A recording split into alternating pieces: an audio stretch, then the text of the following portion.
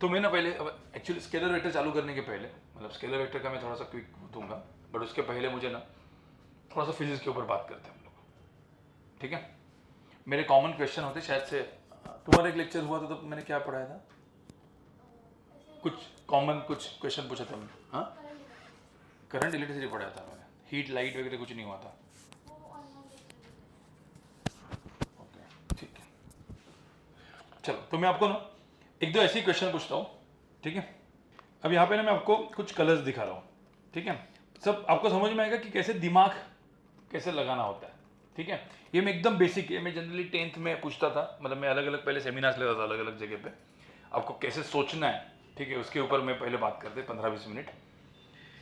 ये अलग अलग कलर्स है बराबर ना, कौन से कलर है, हाँ रेड ब्लू ग्रीन, कौन से लाइट में रखे, व्हाइट लाइट।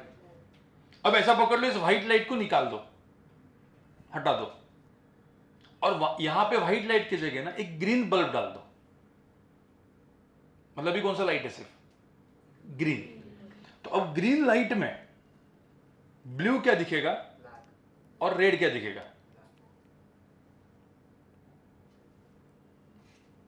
भाई अलग अलग करो बताओ। ब्लू येलो दिखेगा और रेड ब्लैक दिखेगा। भाई तुमको क्या लगता है, सेम दिखेंगे, हाँ ठीक है। अब इसने भी कुछ एक आंसर दिए, अपन देखते हैं, ठीक है। तो सबसे पहली चीज मैं आपको बताता हूँ, इसको हम लोग बोलते हैं थॉट प्रोसेस। सबसे पहले मैंने क्या बोला, आपका क्या अच्छा होना चाहिए, दिमाग, थॉट प्रोसेस, मतलब आपका भाई दिमाग चलना चाहिए। दिमाग बिना चला के आप जेई नीट पढ़ने के तो कुछ नहीं होगा, फिर 12-12 घंटा पढ़ोगे भी तो भी कुछ नहीं होगा। तो दिमाग क्या चलना चाहिए, मैं आपको ना 3 चीजें रिवाइज कराता हूँ, मतलब 3 कंसेप्ट को रिवाइज कराता हूँ, 10th में पढ़ा होगा। मतलब जनरली ना मैं क्वेश्चन पूछता हूँ तो मुझे ना, मेरे से क्वेश्चन है सेम टाइप का क्वेश्चन मैं बहुत सालों से पूछ रहा हूँ, जब चेक करने के लिए कौन कितना दिमाग लगाता है। बट मैंने अलग अलग के लोग देखे, मतलब 4 टाइप के लोग मुझे मिलते हैं जनरली। मैं क्वेश्चन पूछता हूँ, पहले टाइप के लोग ऐसे होते हैं, दूसरे टाइप के लोग, ठीक है। ये मतलब ये थोड़ा सा अपना दिमाग लगाते हैं, ठीक है। आपने बचपन में पता है कलर पैलेट में 2 कलर को मिक्स किया है, तो ये 2 कलर को मिक्स करते हैं, मतलब क्या, रेड और ग्रीन मिक्स होके क्या बनेगा, ब्लू एंड ग्रीन मिक्स होके क्या बनेगा। फिर अलग अलग कलर, कोई बोलेगा ब्राउन, कोई बोले पर्पल, कोई बोलेगा पिंक, बराबर ना, ठीक है, ग्रीनिश शेड आएगी, ऐसा अलग अलग। तीसरे टाइप के लोग, इनको तो मैं भाई बोलता हूँ ज्योतिषी, पता है क्यों, क्योंकि ऐसा आंखें बंद, मतलब अपने भावनाओं में खो जाते हैं। उनको ऐसा लगता है कि पूरा का पूरा रूम ऐसा डार्क हो चुका है, ऐसा ऐसा इमेजिन करते हो पूरा का पूरा रूम ऐसे ग्रीन हो चुका है, और ग्रीन में वो इसको देखने की कोशिश करते, ब्लू को, रेड को, हाँ तो ग्रीन में रेड तो दिखता ही नहीं है, तो क्या बोलते हैं, ब्लैक। मतलब तूने ऐसा नहीं बोला होगा, तूने सोच के बोला होगा, बट मैं आपको मैं जैसे बता रहा हूँ, बोलो ब्लैक, क्या दिखेगा, ब्लैक दिखेगा ही नहीं। चौथे लोग होते हैं ना भाई स्मार्ट, वो क्या स्मार्ट, हाँ सर ने क्या बोला है, रेड है ब्लू है, ठीक है, रेड है ब्लू है, ब्लू रेड बनेगा, रेड ब्लू बनेगा, तुक्का। मतलब किसी ने भी यहाँ पे कंसेप्ट लगाया, और कोई बोलते कि वो वही रहेगा। भाई मुझे बताना, जो कलर मारा है वही रहेगा ना, चेंज की होगा। रेड कलर मारा है, कहीं पे भी रखो क्या दिखेगा, रेड ही दिखेगा, चेंज की होगा। तो ऐसे अलग अलग थॉट्स है आपके। आप लाइट कब से पढ़ रहे हो पता है, 6th स्टैंडर्ड से, 7th स्टैंडर्ड से पहला लाइट आया होगा। लाइट में पहला वर्ड क्या आता था, रिफ्लेक्शन, रिफ्लेक्ट ऐसा वर्ड आया होगा ना। हाँ तो ये सब कब पढ़ा है, 7th 8th। तो मैंने 7th 8th स्टैंडर्ड का क्वेश्चन पूछा आपको, आपने तो 10th तक तो पूरा का पूरा मिरर, लेंस, ये 1/v 1/u 1/f सब पढ़ के एकदम बराबर ना। बट एक क्वेश्चन एकदम बेसिक सा क्वेश्चन था, बट आपने क्या नहीं बनाया में, आपने क्या किया, हाँ ये थ्योरी थी, डेफिनेशन रट लिए, इसके नीचे 20 न्यूमेरिकल थे, 20 न्यूमेरिकल्स रट लिए, लिख दिए, आंसर अपने को मार्क्स आ गए। वो नहीं है, जेई नीट का पूरा अप्रोच ही अलग है। जेई नीट सीईटी का पूरा अप्रोच अलग है। मतलब क्या है, सोच अब कैसे। पहला कंसेप्ट मुझे पहले बताओ, मुझे हाथ क्यों दिख रहा है व्हाइट लाइट में, क्या होता है, लाइट इसके ऊपर गिरती है, क्या होती है, रिफ्लेक्ट होते हैं, और कहां पे जाते हैं तुम्हारे, तो आईज में लाइट गई मतलब दिखता है। जैसे यहां पे लाइट गिरी, आंखों में गई तो ये दिखेगा। अब मुझे बताओ सपोज यहां पे लाइट ही नहीं है, तो लाइट मैंने बंद कर दिया तो क्या होगा, हाँ दिखेगा ही नहीं, मतलब कौन सा कलर, कुछ दिखेगा ही नहीं, मतलब कौन सा कलर? ब्लैक। ब्लैक मतलब क्या? अंधेरा ना। और तुम्हारी आंखों में लाइट ही नहीं गई तो क्या दिखेगा? कुछ भी नहीं दिखेगा, मतलब कौन सा कलर? ब्लैक। ठीक है, अब मुझे तो यहाँ पे लाइट है उसके बाद भी ये ब्लैक दिख रहा है, क्यों? हाँ, क्या होता है? इसके ऊपर लाइट गिरी और इसने पूरे लाइट को क्या कर दिया? एब्सॉर्ब कर दिया। तो इसने पूरे लाइट को क्या कर दिया? एब्सॉर्ब। तो यहां से कोई भी लाइट निकलेगी क्या? यहां से कोई भी लाइट नहीं निकलेगी तो क्या दिखेगा? ब्लैक। ब्लैक का मतलब क्या होता है भाई? कोई भी लाइट नहीं निकली तो ब्लैक। अपने सर मतलब बाल भी ब्लैक है, क्यों? क्योंकि इसके ऊपर लाइट गिरेगी, बालों ने क्या कर दिया? लाइट को एब्सॉर्ब कर दिया। तो यहां से कुछ भी नहीं निकलेगा तो क्या दिखेगा? ब्लैक। हाइपोथेटिकली मेरे हाथ ने भी पूरे के पूरे लाइट को एब्सॉर्ब किया, मतलब लाइट गिरी और कुछ यहां से निकलेगा ही नहीं, तो ये भी क्या दिखेगा? ब्लैक। मतलब तुम्हारी आंखों में लाइट नहीं जा रहा है, मतलब वो क्या दिखता है? तो कोई भी ब्लैक ऑब्जेक्ट का मतलब वो कलर ब्लैक नहीं है, वहां से कोई भी लाइट आ ही नहीं रही है। समझ में आ रहा है? सेकंड व्हाइट लाइट में कितने कलर्स होते हैं? 7। कौन से? विबग्योर ना, वायलेट, इंडिगो, ब्लू, ये वो विबग्योर। अब मुझे बताओ ये व्हाइट लाइट है, मतलब कितने कलर्स है? 7 कलर्स के ऊपर गिरे, आपकी आंखों में कौन सा कलर गया? ठीक है, बाकी 6 कलर का क्या हुआ? हाँ, बाकी 6 कलर क्या हो गए? Absorb. So basically red only reflects red, मतलब भाई एक व्हाइट लाइट जितने भी कलर्स इसके ऊपर गिरेंगे कोई प्रॉब्लम नहीं, सिर्फ रेड ही इसको, रेड को क्या करेगा? रिफ्लेक्ट। बाकी सबको तो दिमाग में रखो, बाकी सबको ये क्या करता है? एब्सॉर्ब। सिमिलरली ग्रीन क्या करने वाला है? सिर्फ ग्रीन को रिफ्लेक्ट, बाकी सबको ब्लू, सिर्फ ब्लू को रिफ्लेक्ट, बाकी सबको एब्सॉर्ब। ये इसका है। अब एकदम सिंपल, अभी जो भी मैंने बताया ना, मैंने उस सीक्वेंस से बताया कि आप दिमाग लगा पाओगे अभी। ठीक है, अब थोड़ा सा दिमाग लगाना। अब ये रेड मटेरियल क्या कर रहा है? क्या बोल रहा है? रेड मटेरियल मतलब क्या? रेड कलर क्या करता है? सिर्फ रेड को रिफ्लेक्ट, बाकी सबको। अब ऐसा मटेरियल मैंने ग्रीन लाइट में रखा, प्योर ग्रीन। अब ये व्हाइट लाइट नहीं, प्योर ग्रीन है, तो ग्रीन में कौन सा लाइट है? सिर्फ ग्रीन। अब ऐसा ग्रीन लाइट इसके ऊपर गिरेगा तो मुझे बताओ ये ग्रीन लाइट का क्या करेगा? क्या करेगा? एब्सॉर्ब। अब पूरा का पूरा ग्रीन लाइट एब्सॉर्ब हो गया, तो यहां से कोई भी लाइट निकलेगी? अब कोई भी लाइट निकलेगी ही नहीं, तुम्हारी आंखों में कोई लाइट जाएगी ही नहीं, तो क्या दिखेगा? तो क्या दिखेगा? तो ये क्या दिखेगा? ब्लैक। ये क्या दिखेगा? और ग्रीन लाइट में ग्रीन क्या दिखेगा? क्यों?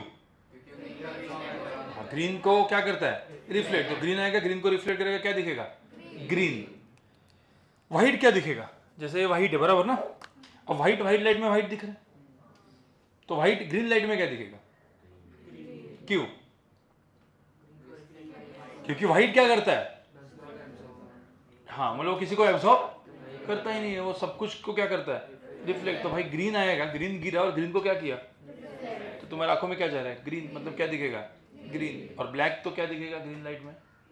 ब्लैक। तो बेसिकली आपको समझ में है, अब कोई भी चीज को रटना नहीं है, कुछ मिक्स वगैरह नहीं करना है, कंसेप्ट आपने ऑलरेडी पढ़े हुए। तो आपको इसमें क्या करना होता है? कंसेप्ट हम आपको पढ़ाएंगे, वो पढ़ लेने का, फिर उसको दिमाग बनाना है, और एक बार दिमाग बन गया तो उन्हीं कंसेप्ट को अप्लाई करके क्वेश्चन को सॉल्व करना है। जैसे मैंने कभी क्वेश्चन पूछा कि रेड लाइट में ब्लू रखा हुआ है, क्या दिखेगा? ब्लैक। क्योंकि रेड लाइट क्या, रेड ब्लू क्या करेगा? रेड को एब्सॉर्ब करेगा, तो कुछ नहीं निकलेगा, तो आपको किसी का भी आंसर आएगा। फिर उसमें एडिशन सब्ट्रैक्शन वगैरह थ्योरी वो सब बात में मैं आपको जो बता रहा कि कैसे सोचना है। ठीक है, अब सेकंड में 2-3 पहले सोच वाले क्वेश्चन बताता हूं मैं। बाद में आपका स्केलर वेक्टर हुआ है क्या यहाँ पे? तो स्केलर वेक्टर का लेक्चर मतलब जो अभी जो उस बैच को पढ़ाया है जब मैंने, तो वो तो प्योर मैथमेटिक्स है, वो हम लोग उसको अलग से ही पढ़ा देंगे, बैकलॉग लेक्चर्स वगैरह। ठीक है, तब तक आप मेरा वो मैथ का वो लेक्चर देख के भी आओ चाहिए तो वीडियो। ठीक है, फिर यहाँ पे मैं पढ़ाऊंगा तो और थोड़ा सा अच्छे से आपको समझ में आएगा, रिवीजन हो जाएगी ना पूरी। ठीक है, ओके। तो अभी सेकंड क्वेश्चन, अभी अपने को दिमाग में हेलीकॉप्टर बनाना है। क्या बनाना है?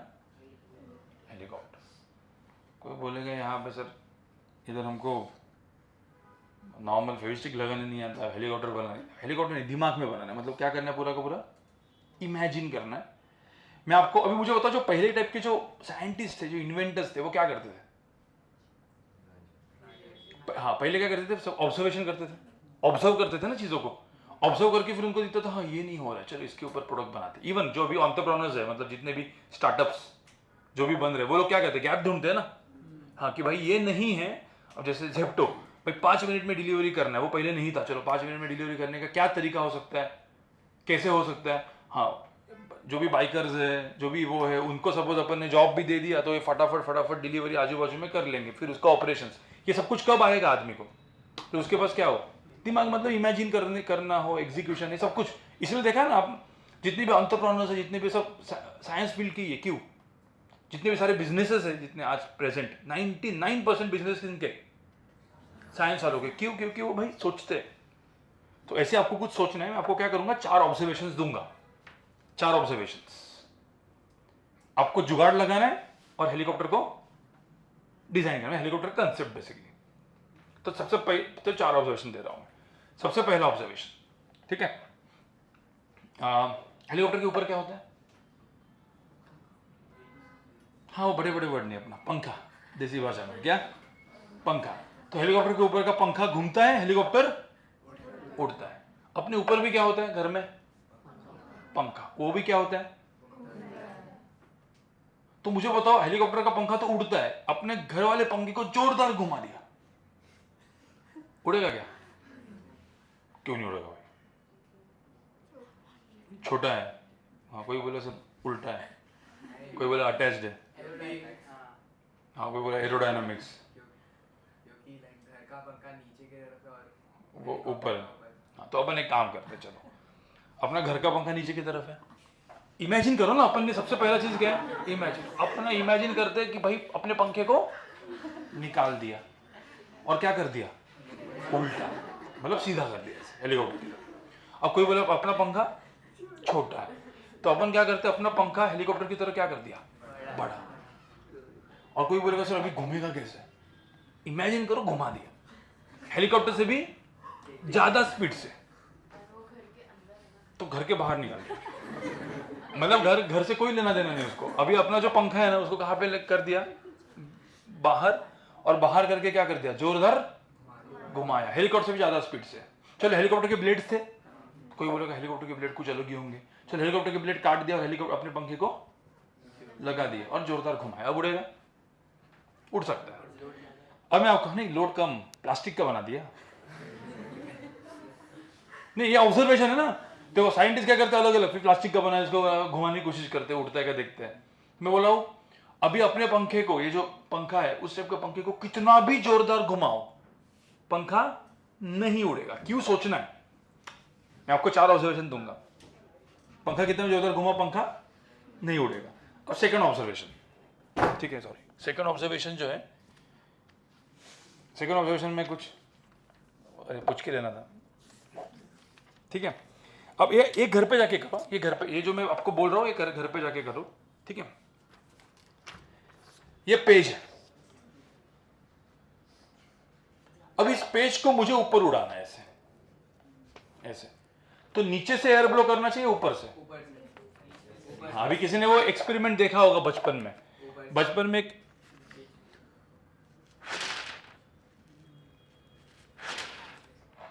एक्सपेरिमेंट देखा है क्या बचपन में, कि हम यहाँ पे हवा कहां से मार रहे हैं, ऊपर, और ये पेज कहां पे आ रहा है, ऊपर।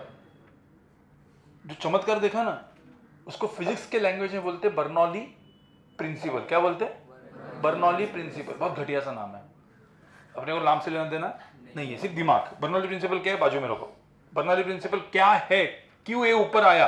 कोई बोलेगा सर हवा ऊपर मार रहे, ऊपर आ रहा है, क्या चमत्कार, ठीक है। ये क्या है मैजिक, आपको बताऊं मैं, कुछ नहीं, इसमें एकदम सिंपल फिजिक्स है, ठीक है। और ये सब कुछ हम लोग पढ़ेंगे जनवरी फरवरी में, 6-7 महीने के बाद आएगा।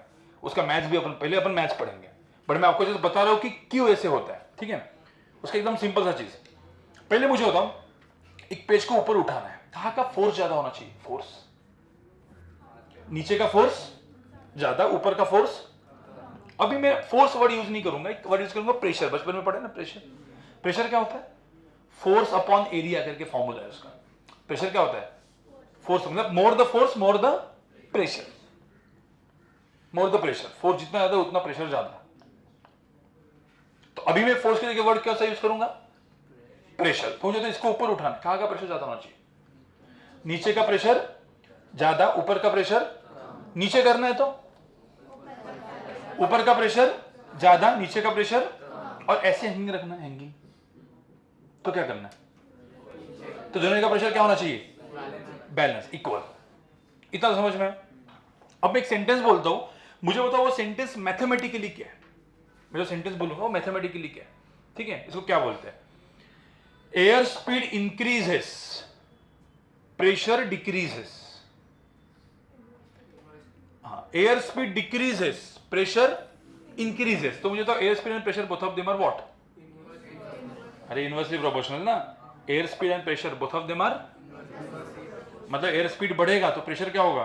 कम। एयर स्पीड कम होगा तो प्रेशर, इसी को क्या बोलते हैं? Bernoulli principal. सिंपल था ना बर्नौली प्रिंसिपल। अब बर्नौली प्रिंसिपल क्या है, मैं आपको एकदम सिंपल, अब ये पेज ऐसे ही था तो दोनों जगह प्रेशर क्या होगा? इक्वल। अब मुझे इसको ऊपर उठाना है, कहाँ का प्रेशर ज्यादा होना चाहिए, कहाँ का कम? इधर का प्रेशर ज्यादा, इधर का प्रेशर, अरे इधर का प्रेशर कम होगा तो ये कहाँ पे जाएगा? अब इधर का प्रेशर कम करना है तो एयर स्पीड को कैसे ज्यादा किया अपन ने? फूक मारी। जैसी फूक मारा एयर स्पीड क्या हो गया? यहाँ पे बढ़ गया। एयर स्पीड बढ़ गया ना, तो प्रेशर क्या हो गया? तो प्रेशर यहाँ पे कम हो गया। ये कहाँ पे आ गया? ऊपर। तो ये जो आप देखते थे वो क्या था? बर्नौली। अब उसका रीजन समझ में आया, ठीक है? अगेन क्या? एयर स्पीड ज्यादा, प्रेशर कम। प्रेशर कम हो गया तो ये ऊपर उड़ गया। ये बर्नौली प्रिंसिपल। आपको तो बर्नौली प्रिंसिपल आपने, मतलब ये बहुत सारे इसको अलग अलग इफेक्ट बोलते हैं, बहुत सारी जगह पे होता है। जैसे आपने देखा होगा फुटबॉल किक मारते हैं तो पता है वो ऐसा करके, हाँ, उसको स्विंग बोलते हैं। क्रिकेट में भी ऐसा in swing, ball in swing, ऐसा हवे में ऐसे आउट स्विंग। वो स्विंग मतलब क्या? बिना बाउंस करते हुए ऐसे हवे में। तो हवे में क्या ऐसा ऐसा घुमा के ऐसा कुछ करते हैं क्या? हवा मतलब क्या? ग्रेविटी तो भाई नीचे है सिर्फ। तो ये ऐसा स्विंग क्यों होता है? Because of Bernoulli principle. इसको हम, मतलब ये चाहिए तो आप ढूंढ के लाओ बाद में, पर पढ़ने वाले हम लोग इसको, हम लोग मैग्नस इफेक्ट बोलते हैं। क्या बोलते हैं? ठीक है, तो जो भी है, तो सब कुछ बर्नौली प्रिंसिपल की वजह से होता है। ठीक है, बर्नौली प्रिंसिपल के बहुत सारे, पूरा एरोडायनामिक्स बर्नौली प्रिंसिपल है का बेस। इसको एरोनॉटिकल इंजीनियरिंग करना है, जितना भी रॉकेट विकेट सब कुछ जो भी उड़ता है सब कुछ बर्नौली प्रिंसिपल है। ठीक है, अब ये फर्स्ट हो गया, सेकंड हो गया, थर्ड। अपने बचपन में, मुझे पता नहीं मैंने लाया क्योंकि आज मैं स्केलर वेक्टर पढ़ाने वाला था, बट मैंने फिर आप सब लोगों को देखा इतने सारे नए लोग हैं, मैंने बोला यार जिंदगी में इनको कुछ फिजिक्स सिखा दिया जाए। फिर स्केलर वेक्टर तो करते ही रहेंगे क्योंकि वो तो पढ़ना ही है अपने को। ठीक है, ये देखा है क्या आपने? एक्चुअली क्या है ना, मेरा कोई इंस्टाग्राम देखेगा, यूट्यूब देखेगा तो मैं ऐसे कुछ वीडियोस बनाते रहता हूँ। देखा है क्या किसी ने? नहीं देखा है तो देख के जरा सब्सक्राइब वगैरह कर लो। ठीक है, ओके। तो ये जो है, ठीक है, ये इसको क्या बोलते हैं? बचपन में क्या बोलते थे? हाँ, हेलीकॉप्टर बोलते थे। एक जगह एक बार स्कूल में गया था मैंने बोला क्या बोलती उसको? वो बोलते बाम्बू को। कौन सा बाम्बू दिख रहा है यहाँ पे? ठीक है, अब जो भी है, नहीं मतलब कुछ लोग बोलते हैं बाम्बू कॉप्टर, मिनी हेलीकॉप्टर। भाई ये कुछ नहीं, अपना इसको अपन मैं तो महाराष्ट्रियन हूँ तो मैं तो भिंगरी बोलता था, भिंगरी बोलेंगे इसको। अब इस भिंगरी को जोरदार घुमा दिया तो ये कहाँ पे गई भिंगरी? ऊपर, बराबर ना? मतलब इसको घुमा दिया तो ये भिंगरी ऊपर गई। दे दो भाई। मेरे को तो एक अभी तक समझ में नहीं आता कि मतलब लोग जैसे ही भिंगरी आते हैं ना तो ऐसे डरते हैं। ठीक है, अब अपने पता पंखा, घर का पंखा, घर के पंखे को भी मैंने इतनी साइज का बना दिया और प्लास्टिक का बना दिया, घुमाया, उड़ना चाहिए, पर घर का पंखा नहीं उड़ेगा, भिंगरी उड़ेगी। आपको सोचना है क्यों। ठीक है, फोर्थ ऑब्जर्वेशन, और बर्नौली प्रिंसिपल भी लगाना है। अब फोर्थ ऑब्जर्वेशन हेलीकॉप्टर। हेलीकॉप्टर पहले कहां पे होता है? ग्राउंड पे। क्या सीधा उड़ना चालू होता है क्या? हाँ, पहले क्या करते हैं वो पायलट बैठते हैं, इंजन चालू होता है, फिर हेलीकॉप्टर ऊपर उठता नहीं है, उधर ही रहता है। आपको पता है पूरा स्टार्ट होने के बाद उसका फैन जो होता है ना फुल स्पीड में घूमता है, उसके बाद भी हेलीकॉप्टर उड़ता? फुल स्पीड में घूमना तो उड़ना चाहिए ना, उड़ता नहीं है। फिर वहां पे एक लीवर होता है, लीवर को ऊपर खींचते तो उड़ना चालू करता है। तो मेरा क्वेश्चन मार्क ऐसा है कि वो लीवर खींचने से ही वो ऊपर क्यों जाता है, और अभी हेलीकॉप्टर ऊपर है, नीचे आना है, क्या इंजन बंद? कैसा हेलीकॉप्टर का इंजन, लीवर क्या करता है, नीचे करेगा, हेलीकॉप्टर कहाँ पे आएगा? तो अभी क्वेश्चन मार्क ऐसा है कि भाई वो लीवर में ऐसे क्या होता है जिससे ऐसा करने से ऊपर जाता है, ऐसे करने से नीचे आता है, बताओ। आपको समझ में है? क्वेश्चन समझ में आया ना? क्या होता है? अब उसके अंदर अपने को क्या लगाना है, बर्नौली प्रिंसिपल। तो बर्नौली प्रिंसिपल लगाओ, दिमाग लगाओ और बताओ कि भाई क्या होता होगा। देखो पूरा आंसर देने की जरूरत नहीं, क्योंकि पता है अभी तो अपने को दिमाग बनाना है ना 2 साल। देखो ये जो मैं सब पढ़ा रहा हूं ना, यही सब अभी 11-12 में पढ़ना है अपने को, बट थोड़ा सा अलग तरीके से अपन पढ़ेंगे विथ मैथमेटिक्स। आराम से जेईई नीट का फिजिक्स मैथ्स हो जाएगा, मैथ्स नहीं होगा, फिजिक्स होगा। मैथ्स थोड़ा सा अलग और लगता है नीट, लेकिन नीट का सबसे दुख दर्द क्या है, फिजिक्स। नहीं, जिनको पता नहीं है बता रहा हूं, दुख दर्द फिजिक्स ही है, बट उसको अच्छे तरीके से 4-5 महीना पढ़ो, आराम से हो जाएगा। बताओ। लीवर ऊपर करेंगे तो फैन नीचे प्रेशर फेंकेगा, इसलिए ऊपर उड़ेगा हेलीकॉप्टर। ठीक है, लीवर खींचेगा तो हेलीकॉप्टर को ऊपर जाना, तो नीचे का प्रेशर क्या होना चाहिए? नहीं, नीचे का प्रेशर ज्यादा, ऊपर का प्रेशर कम, और नीचे आना है तो इतना। तो मतलब लीवर खींचने से प्रेशर कम ज्यादा होता होगा, बट कैसे? ये देखो, एक होता है इमेजिन, नहीं आप ऐसा समझो पूरा का पूरा अपने को ऐसा एकदम इमेजिन करना है, दिखना चाहिए, रटने वाले आंसर्स नहीं चाहिए अपने को, जो आप ऐसा रट के लिखते थे वैसे नहीं चाहिए। क्यों? एक एक स्टेप आगे सोचना है। देखो ये जो सोच है ना वही बढ़ाना है। अभी आप ब्लैंक हो रहे हो ना, चलो पहले मुझे तो मैं अभी आपकी सोच, क्योंकि अभी तक बनी नहीं है, 1.5-2 साल के बाद आप खुद सोचोगे, ऐसा आंखें बंद कर लोगे, सीधा सोच लोगे और बता दोगे आंसर।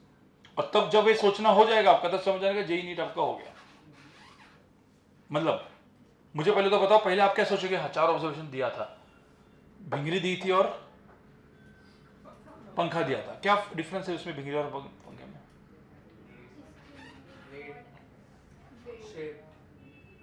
हाँ, शेप क्या, कौन सा शेप? वो विंग्स का, इसका ब्लेड्स का शेप कैसा है? थोड़ा सा टिल्टेड। अपने फैन के ब्लेड्स कैसे होते हैं? स्ट्रेट। तो इतना समझ में, फैन का ब्लेड स्ट्रेट है इसीलिए नहीं उठता, मतलब फैन का ब्लेड स्ट्रेट है इसलिए कितना भी जोरदार घुमाओ उठता। फिर अब क्यों नहीं उठता? फिर आप क्या लगाओगे उसके? बर्नौली। अब मुझे तो फैन का ब्लेड ऐसा ऐसा है, रुका हुआ है। अब मुझे होता जब स्ट्रेट है और चालू किया तो ऊपर और नीचे क्या आ गया? एयर स्पीड, बट वो क्या है? इक्वल। क्यों इक्वल है? स्ट्रेट ब्लेड ना, तो स्ट्रेट ब्लेड में स्पीड भी क्या? इक्वल। स्पीड इक्वल तो प्रेशर भी इक्वल। तो मुझे तो अपने फैन का ब्लेड कितना भी जोरदार घुमाओ उड़ेगा। क्यों नहीं उड़ेगा? क्योंकि दोनों की जगह का ऊपर और नीचे एयर स्पीड क्या है? Same. Air speed same, pressure same. अरे भाई समझ में आया? अब मुझे बताओ, सपोज थोड़ा सा अपने इस ब्लेड को थोड़ा टिल्ट कर दिया और घुमाया, तो ऊपर का और नीचे का एयर स्पीड क्या हो गया? अलग अलग। एयर स्पीड अलग अलग मतलब प्रेशर भी अलग। अब मैंने ऐसे किया और नीचे का सपोज एयर स्पीड ज्यादा है, एक एग्जांपल, नीचे का एयर स्पीड ज्यादा है तो प्रेशर क्या हो गया? कम। और नीचे का एयर स्पीड कम है तो प्रेशर ज्यादा। तो ब्लेड को टिल्ट करने में प्रेशर को क्या कर दिया, एयर स्पीड को क्या कर दिया मैंने? कम ज्यादा। एयर स्पीड कम ज्यादा मतलब प्रेशर भी। तो मुझे बताओ, जब हेलीकॉप्टर ग्राउंड पे रहता है और फुल स्पीड में जो उसका फैन घूमता है तो उसके ब्लेड कैसे रहेंगे? और जैसे ही लीवर खींचेंगे ब्लेड क्या हो जाएगा? टिल्ट। मतलब क्या बन जाएगा? Helicopter wing. आपको समझ में है? और वो ऊपर जाएगा। हेलीकॉप्टर तो ये हो गया। एरोप्लेन, मुझे तो पहले तो एरोप्लेन, मुझे तो एरोप्लेन ग्राउंड पे रहता है, नहीं ग्राउंड पे रहता है, फिर दौड़ता है और फिर, ठीक है। तो मेरा क्वेश्चन है भाई कि एरोप्लेन जो ग्राउंड पे रहता है दौड़ता क्यों है? ताकि एयर स्पीड ज्यादा हो और प्रेशर कम हो जाए। एक मिनट, इसी क्वेश्चन को ना मुझे बहुत टाइम से ना मैंने एक रील नहीं बनाया, आपको एक रील वाला क्वेश्चन पूछता हूँ, ठीक है? जो भी आपके दिमाग में आंसर आता है, आंसर ढूंढ के रखो, 2 मिनट में पूछता हूँ मैं। क्वेश्चन समझ में आया? एरोप्लेन को क्या, एरोप्लेन ग्राउंड पे दौड़ता क्यों है? सीधा क्यों नहीं जाता? ठीक है, सोचो। तो मैं भी स्केलर वेक्टर मतलब मैथ्स पढ़ाता हूँ भी, ठीक है। और ध्यान में रखना, इस मैथ्स का जो मैथ्स पढ़ाऊंगा अभी ये प्योर मैथ्स का लेक्चर लगेगा, बट ये पूरा का पूरा मैथ्स वैसे का वैसा फिजिक्स में का मतलब फिजिक्स की चीजें समझने के लिए, जैसे कंसेप्ट मैंने बताया कैसे पढ़ाए जाते हैं, बट कंसेप्ट समझने के बाद क्वेश्चन तो सॉल्व करने पड़ेंगे ना। तो क्वेश्चन सॉल्व करने के लिए क्या लगता है? मैथ्स। अब वो मैथ्स है स्केलर वेक्टर।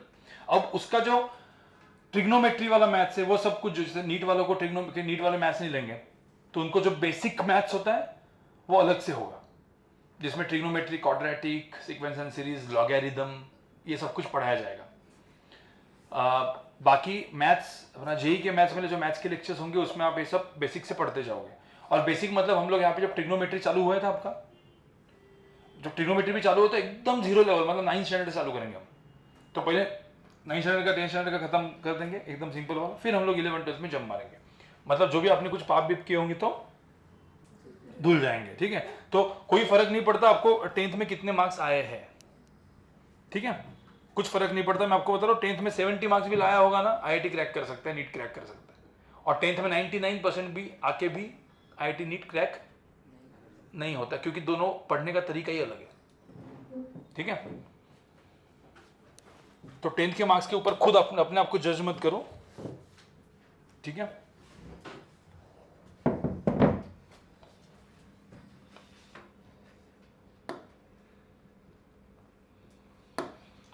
ठीक है, स्केलर एंड वेक्टर, ठीक है। अभी आप लोग को प्रॉपर लिखना पड़ेगा, सब अच्छे से नोट्स बनाने पड़ेंगे। तो मैं अभी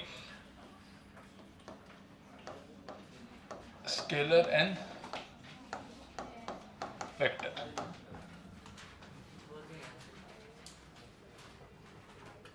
ठीक है।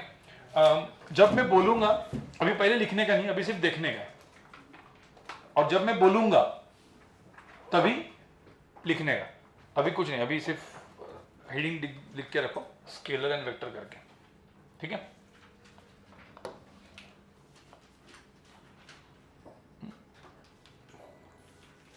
ठीक है, चलो देखो यहाँ पे, अभी पहले कुछ भी मत लिखो, ठीक है। स्केलर एक ऐसी quantity, scalar is a quantity which has only magnitude. अब एक क्या है मैं आपको बताऊंगा, and vector is a quantity which has magnitude and direction, ठीक है। मैग्नीट्यूड होता है और डायरेक्शन होता है। अब मैग्नीट्यूड का मतलब क्या है, आपको आपने नंबर्स पढ़े 4, 5, 6, 7, ये सारे नंबर्स मैग्नीट्यूड होता है। और मैग्नीट्यूड एंड डायरेक्शन मतलब मैग्नीट्यूड एंड डायरेक्शन। अब मैग्नीट्यूड मतलब कौन से क्वांटिटी स्केलर है, तो जैसे तेरा मास कितना है 30 kg, इसका मास 40 kg, तो 30 kg एंड 40 kg दोनों को क्या करते हैं, सीधा हम लोग सीधा ऐड करते हैं, सीधा सब्ट्रैक्ट कर सकते हैं, बराबर ना। ऐसा बोलेंगे कि इसका मास ये डायरेक्शन में है, डायरेक्शन वर्ड यूज होता है क्या, हम क्या बोलते हैं सिर्फ इसका कितना मास है।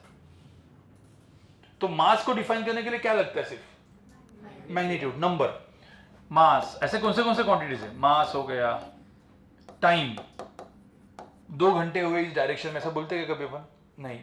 फिर उसके बाद हाँ, फिर उसका डिस्टेंस,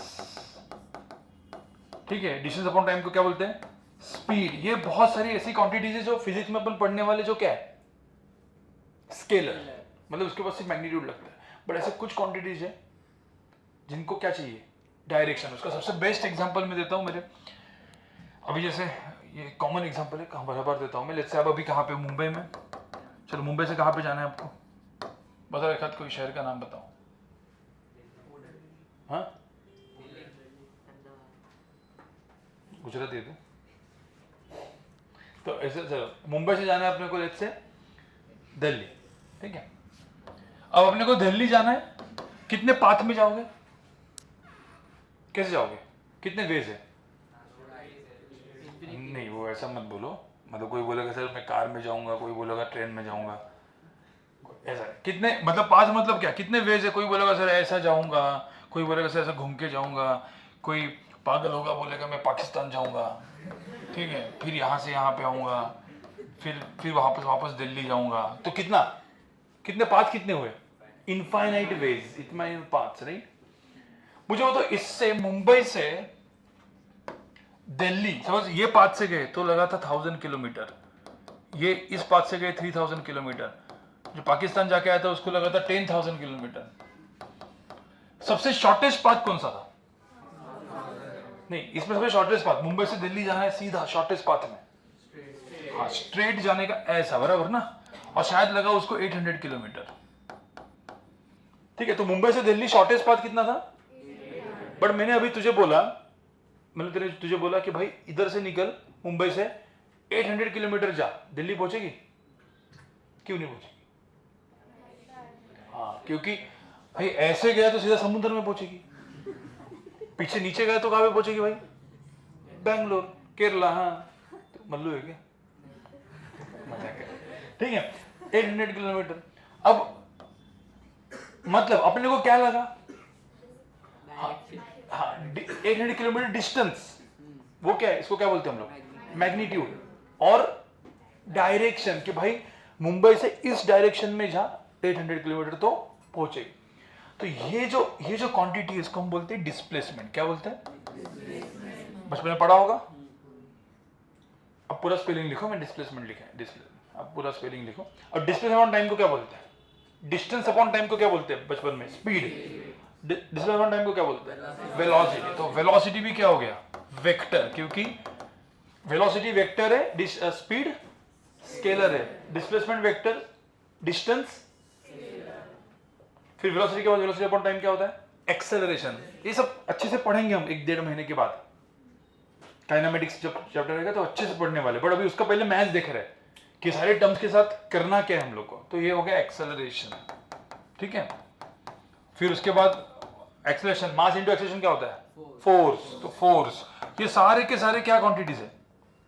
वेक्टर। ऐसे बहुत सारे। इंपल्स, फिर नीचे मोमेंटम, मोमेंटम बोला था ना किसी ने, momentum, mass into velocity, momentum होता है। ये सब क्वांटिटीज बाद में पढ़ेंगे, अभी कुछ रटने की जरूरत नहीं है, बट ये सारे के सारे क्वांटिटीज क्या है? वेक्टर क्वांटिटीज है। बट अभी तक अपने को वेक्टर कैसे दिखता है वो पता नहीं है, या शायद से थोड़ा सा पढ़ाया होगा तो वेक्टर कैसे दिखता है मैं आपको बताऊंगा। किसी ने पढ़ा है क्या वेक्टर आप में से? नहीं, वो तो मेरा लेक्चर तो हुआ था, जो वीडियो में देखा था, ठीक है। कितने लोगों ने पढ़ा है, मतलब एटलीस्ट वीडियो देखा है? हैंड रेज कर लो। ओके, बाकी लोग का टर्म ही नहीं पता, मतलब देखा ही नहीं आपने, ठीक है। तो अभी आराम से पढ़ा तो ये सारे वेक्टर है। अब कैसा तो पता है, अब मास को हम लोग क्या लिखते हैं? मास को हम लोग क्या लिखते हैं? क्या m, टाइम को t, distance s, speed v, ये था ना। तो वेक्टर का सिंबल क्या होगा? वेक्टर का भी डिस्प्लेसमेंट का भी सिंबल s होगा, तो अपने को तो समझ में नहीं आएगा। तो इसका सिंबल होता है ना, जो भी लेटर होता है उसके ऊपर एक एरो जोड़ते हैं, s वेक्टर। कभी भी ऐसा सिंबल है तो ये क्या है? वेक्टर। मतलब इसके पास क्या है? Magnitude and velocity.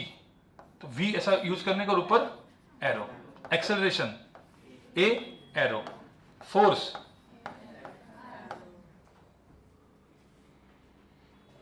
समझ में? और कोई बोलेगा सर अब ये सिंबल तो हो गया, पर एक्चुअल में दिखता कैसे होगा? तो आपको पता है एक्चुअल में वेक्टर कैसे दिखता है? ठीक है, जैसे डिस्प्लेसमेंट है ना एस वेक्टर, तो कभी भी ये देखो, ये एक्चुअल में जो एरो दिख रहा है ना, ये एरो, मैंने कितने एरो बनाए यहाँ पे? 3। इसके सबके लेंथ, जो एरो की लेंथ होती है उसको हम क्या बोलेंगे? मैग्नीट्यूड। एंड एरो का जो डायरेक्शन है वो डायरेक्शन हो गया। तो लेट्स से इस एरो को बोल दिया अपन ने एस वेक्टर, मतलब डिस्प्लेसमेंट वेक्टर, और बोला इसकी लेंथ है 4 मीटर, तो इसका मैग्नीट्यूड कितना है? 4 मीटर। जैसे ये एरो को मैंने बोल दिया वेलोसिटी वेक्टर, और वेलोसिटी का जैसे इसका लेंथ है 2 मीटर पर सेकंड, ठीक है। ये हो गया मेरा कौन सा vector? F vector, force vector. और फोर्स का यूनिट क्या होता है? न्यूटन। अरे पढ़ा होगा ना, हमने बोला 3 न्यूटन का फोर्स लगा है।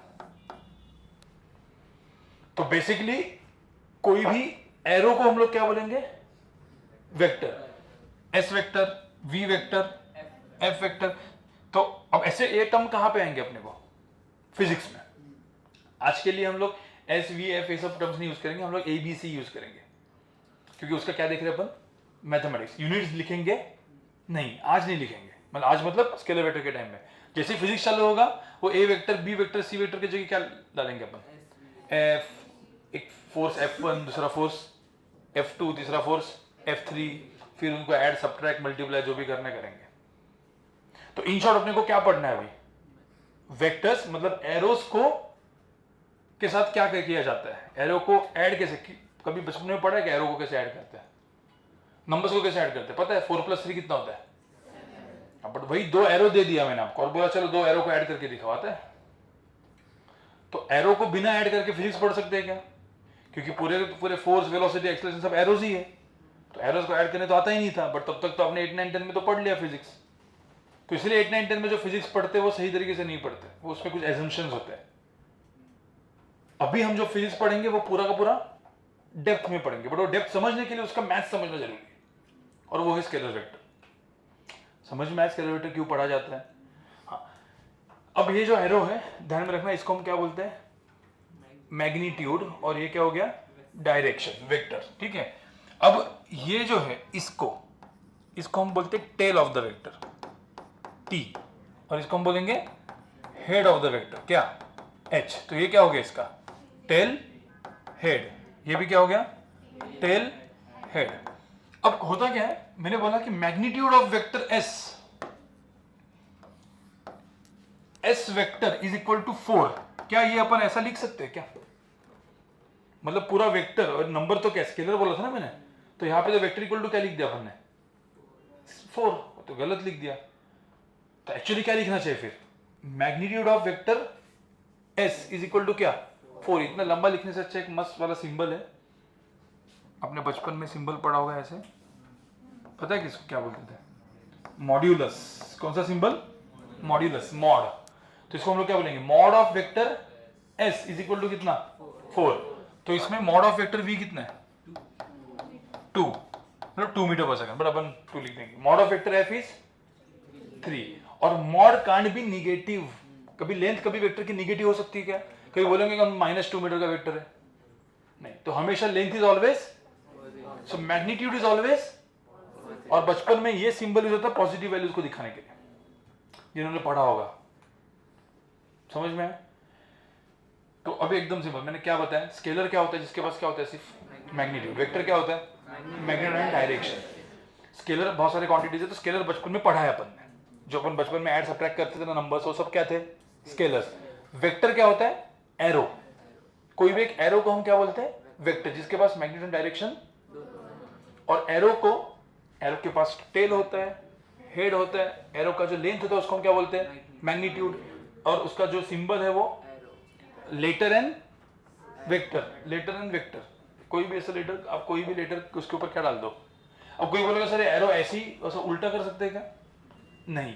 कुछ डायरेक्शन में कर सकते क्या? नहीं, ये ऐसे एरो दिखाना पड़ता है, वेक्टर का सिंबल है। फटाफट बस स्केलर वेक्टर हिंट डाल के इतना बेसिक लिखो, फिर अपन देखते हैं अभी वेक्टर्स को ऐड कैसे करना है। अभी मेन क्या है? वेक्टर्स ओके, लिखा नहीं क्या आपने? हो गया लिख के? ठीक है, तुम्हारा तो बुक ही नहीं, तुम्हारा बाद में अच्छे से जाके नोट्स वगैरह बनाना। मेरा वीडियोस है पूरा का पूरा, और वीडियो में मैंने जो वीडियो में पढ़ा रहा हूँ वैसे ही पढ़ा रहा हूँ अभी, तो आपको वीडियो देख के कुछ अलग ना लगे, ठीक है? तो वो पूरा का पूरा वीडियो से पूरा नोट्स बनाओ, ठीक है? अब मेन चीज क्या है? सबसे पहले चीज कि वेक्टर्स जो होते हैं, वेक्टर्स उनको, अब मेरे बोला एरोज है, उनको ऐड कैसे करना है और उनको सब्ट्रैक्ट कैसे करना है, उनको मल्टीप्लाई कैसे करना है, पढ़ा है कभी? तो वो करने का जो तरीका होता है वो हम लोग अभी देखेंगे, और वो क्यों करना, पहले तो क्यों करना है वो देखते हैं। आपको पता है बचपन में, आगे जाके बचपन में तो आपने पढ़ा होगा, जैसे बॉटल है, ठीक है? अब ये बॉटल है, इस बॉटल को किसी ने इधर से खींचा तो ये बॉटल कहां पे जाएगी? बॉटल को किसी ने इधर से खींचा तो ये कहां पे जाएगी? और बॉटल को दोनों तरीके से खींचा, हाँ, बट दोनों तरीके से इक्वल फोर्स से खींचा, तो इधर का फोर्स ज्यादा है तो हाँ, अब इधर एक फोर्स है। अब देखो इस बॉटल को इधर से खींचा किसी ने और कोई अलग डायरेक्शन में ऊपर खींचा, अब कहां पे जाएगी? तो आपको पता है बॉटल को इधर से खींचा और इधर से खींचा है ना, तो बॉटल कहां पे जाएगी? कहीं तो बीच में। बॉटल को इधर से खींचा और कहीं से इधर से भी खींचा, और कोई किसी ने इधर से खींचा, कोई ने इधर से खींचा, तो अब 4-4 5-5 फोर्सेस लगे, तो बॉटल कहां पे जाएगी अपने को पता नहीं है। और उसी को हम बोलते हैं वेक्टर्स को क्या करना? ऐड। मतलब जो हमने पढ़ा है, जैसे मैंने अभी पहले तो अपन दो क्लासेस में दो वेक्टर्स को ऐड कैसे करना है वो देखते हैं। मतलब जैसे मैंने सपोज एक फोर्स लगाया, कौन सा फोर्स, F1 वेक्टर बोला मैंने, 4 न्यूटन का फोर्स लगाया। किसी ने बोला यहां पे सर मैंने एक दूसरा फोर्स लगाया, कौन सा, F2 वेक्टर, जैसे 6 न्यूटन का। अब बोला कि भाई ये एक फोर्स है, एक फोर्स है। अब बोला कि ये बॉटल जाएगी कहां पे, इसकी तरफ जाएगी, नहीं, ये इसकी तरफ जाएगी। अभी तक बचपन में क्या देखा आपने, इधर 4 लगाते इधर 6 लगाते थे, तो पता है इधर ही जाएगी ना। या फिर इधर 6 लगाया इधर 4 लगाया तो कहां पे जाएगी, 6 की तरफ। तो पैरेलल एंटी पैरेलल देखते थे हम लोग फोर्सेस, बट अभी यहां पे पैरेलल एंटी पैरेलल नहीं है। अभी तो ये F1 F2 F3 भी लगा दिया, अब बोलो कहां पे जाएगी। तो वो जो करना है इसका मतलब क्या, ये वेक्टर और दूसरा वेक्टर, दोनों वेक्टर को हम लोग को क्या करना है, ऐड। तो मैं ऐसा बोलूंगा F1 vector plus F2 vector, इससे जो वेक्टर बनेगा उसको हम क्या बोलते हैं, हाँ उसको बोलते हैं F नेट या F रिजल्टेंट। क्या बोलेंगे, F net, force net force, या फिर रिजल्टेंट फोर्स। तो ऐसे FR करके बोलेंगे। तो बोलेगा जो FR होगा जहां पे, वहां पे वो बॉटल। अब उसका तरीका होता है, उसका तरीका क्या होता है पता है, ये F1 है F2 है। अब ध्यान में रखना, मुझे पता है ये वेक्टर है, इस वेक्टर को मैं इधर से उठा के इधर लेके आऊं पैरेलली, क्या मुझे बताओ वेक्टर चेंज होगा। मतलब ये वेक्टर ऐसा है, मैं उठा के इधर को इसको इधर लेके आया, तो मुझे तो क्या वेक्टर चेंज हुआ, क्यों नहीं हुआ, क्योंकि डायरेक्शन वही रही, मैग्नीट्यूड भी, तो क्या वेक्टर चेंज हुआ। बट इसको मैंने ऐसा करके लेके आया तो नहीं, ऐसा घुमा के लेके आया तो डायरेक्शन चेंज हुई। तो एक रूल है कि वेक्टर को घुमा के कहीं पे भी लेके जाओ पैरेलली, वेक्टर चेंज नहीं होगा। तो सबसे बेस्ट क्या करने का पता है कि ये F1 फोर्स है ना, मैं F2 है ना F2, उसको उठा के लेके जाऊंगा और मैं कुछ ऐसे रखूंगा बाद में। अभी मैं ये पढ़ाने वाला हूं, अभी मैं आपको जो झलक दे रहा हूं। मैं F2 को ऐसे लेके जाऊंगा और कैसे रखूंगा मैं, ऐसे। और ये जो F1 और F2 है ना,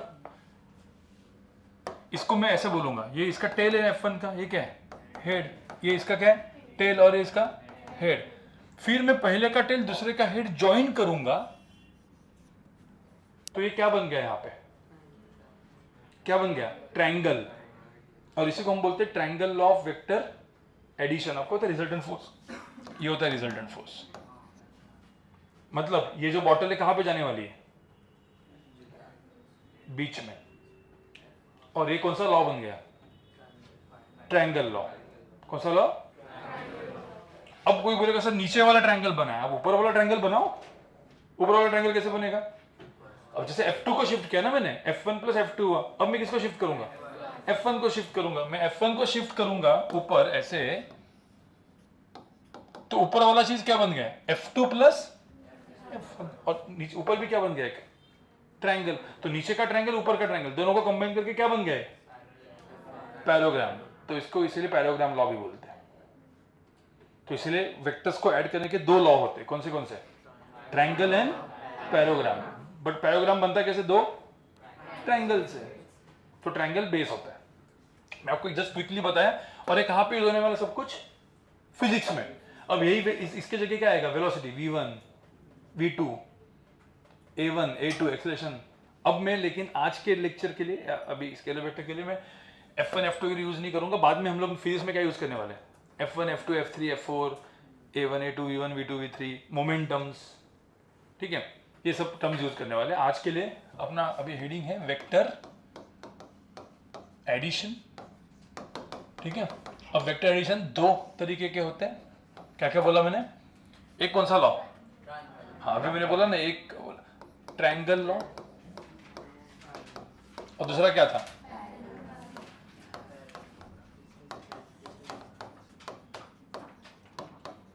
ठीक है। ट्रायंगल लॉ क्या होता है, ट्रायंगल लॉ को हम लोग क्या बोलेंगे, टेल हेड। और पैरेललोग्राम को एक अपन वर्ड बोलते हैं, उसको हम बोलते हैं कॉनकरेंट। क्या बोलते हैं, अब पता है कॉनकरेंट क्या होता है, ये जो है ना, ये जब कभी पहले मैंने जो ड्रॉ किया था, जैसे इस पेन के ऊपर मैंने एक फोर्स F1 लगाया, एक फोर्स F2 लगाया, एक फोर्स F3 लगाया, तीसरा सबका क्या सेम है? Tail, point of origin same है ना, मतलब सबका क्या सेम है? टेल। अरे टेल हेड ना, सबका क्या सेम है? जब सारे वेक्टर्स का टेल सेम होता है और ऐसे करके हम ड्रॉ करते हैं ना, तो उसको हम क्या बोलते हैं? कौन से वेक्टर्स? कॉनकरेंट वेक्टर्स। ठीक है। और टेल हेड तो समझ रहे हैं ना, टेल हेड। तो अभी देखो, ये मैं पहले आपको बता रहा हूं कि वेक्टर एडिशन में ट्रायंगल लॉ क्या था। अब किसको मुझे ऐड करना है? अब जैसे मैंने आपको एक एग्जांपल दिया, देखो ऊपर में करता हूं। ये है मेरा ए वेक्टर, इसकी लेंथ है सपोज 3, और ये है मेरा बी वेक्टर जिसकी लेंथ है 4। ठीक है। अभी ड्रॉ मत करो, पहले देखो, ये ए वेक्टर है, बी वेक्टर है, मुझे किसको ऐड करना है अभी? ये दो एरोज को। अब कोई बोलेगा सर मुझे ए वेक्टर प्लस बी वेक्टर कितना होगा बताओ, तो क्या 3 + 4 क्या 7 होगा? क्या हम लोग क्या इसको मैग्नीट्यूड को ऐड कर रहे हैं? क्या किसको ऐड कर रहे हैं? वेक्टर, एक वेक्टर प्लस दूसरा वेक्टर गिव्स मी तीसरा वेक्टर ही मिलेगा ना। हाँ, तो ए वेक्टर प्लस बी वेक्टर, जिससे मुझे वो वेक्टर मिलेगा, उस वेक्टर को हम बोलेंगे रिजल्टेंट। अब आपको सी भी लिख सकते हो उसको, a + b C, a + b D, कुछ भी लिखो, बट अपन रिजल्टेंट का आर लेते हैं, तो इसको हम लोग कौन सा वेक्टर बोलेंगे?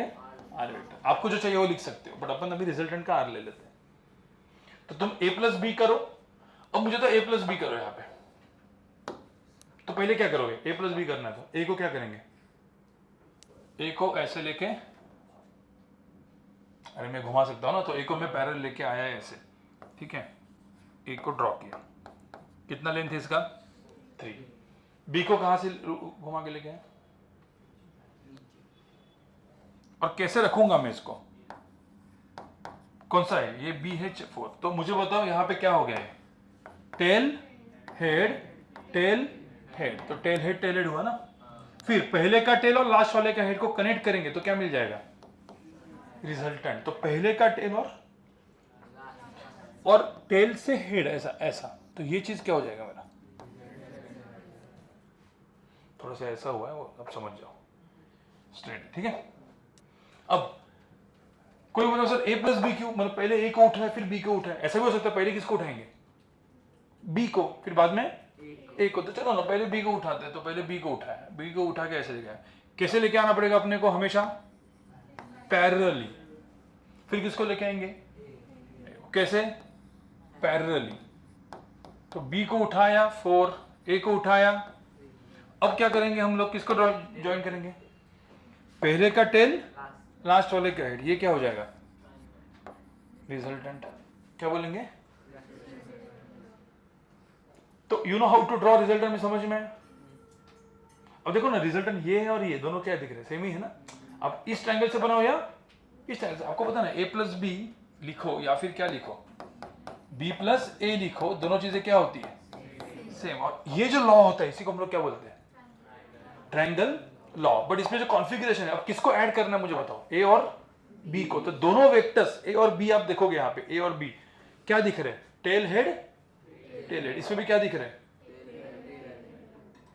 कॉन्फ़िगरेशन टेल हेड वाला। अब ये कॉन्फ़िगरेशन में क्या है? कॉनकरेंट। मतलब a और b वेक्टर में उठाऊंगा, लेकिन दोनों का क्या सेम रखूंगा? ओरिजिन। मतलब मैं जैसे a को उठाया, सॉरी, a को उठाया ऐसे रखा, कितना लेंथ है इसका? 3। फिर किसको उठाया? b को उठाया। अब मुझे बता दोनों का क्या सेम रखा है यहाँ पे? टेल। तो दोनों का टेल क्या होगा? सेम। तो ऐसे वेक्टर्स को क्या बोलते हैं हम? कॉनकरेंट वेक्टर्स। अब तुम बोलोगे सर इससे काम हो रहा है ना, मुझे क्या चाहिए था? रिजल्टेंट। तुम बोलोगे सर इससे काम हो रहा है, तो ये क्यों वापस ड्रॉ करना है? दो क्यों आता होगा ना क्वेश्चन मार्क। सर ट्रायंगल से काम होने वाला रिजल्टेंट मुझे चाहिए, ट्रायंगल से हो गया, ये क्यों करना है वापस? उसका रीजन है। तो रीजन के पहले मुझे बताओ कि ये सबको समझ में है। तो ये क्या हो गया? कॉनकरेंट। ये क्या हो गया? सिर्फ a और b ऐसे ड्रॉ करेंगे तो टेल हेड। बट कर क्यों रहे? क्योंकि अपने को क्या ड्रॉ करना है? रिजल्टेंट। अब मुझे तो इसमें रिजल्टेंट ड्रॉ करना है, तो तुमको पता है कि a ऐसा है, b ऐसा है, तो रिजल्टेंट कहाँ पे होगा? बीच में कहीं तो होगा। बट वो रिजल्टेंट को एग्जैक्टली ड्रॉ करना है, तो जरूरत किसकी पड़ने वाली है? b को क्या करना पड़ेगा? शिफ्ट। या फिर a को, मतलब ट्रायंगल की तो हेल्प। अरे आप बोलोगे सर a को शिफ्ट किया, b को शिफ्ट किया, पैराग्राम बना दिया। पैराग्राम मतलब क्या? ट्रायंगल ही यूज किया ना 2 बार। तो क्योंकि 2 ट्रायंगल को इकट्ठा करके क्या बनता है? तो पैराग्राम का जो बेस है वो भी कौन है? ट्रायंगल। तो ट्रायंगल ही क्या है? बेस। तो ट्रायंगल बेस है, बट उसके बाद भी पैराग्राम पढ़ते हैं, क्यों? उसका मैंने अभी तक रीजन नहीं बताया।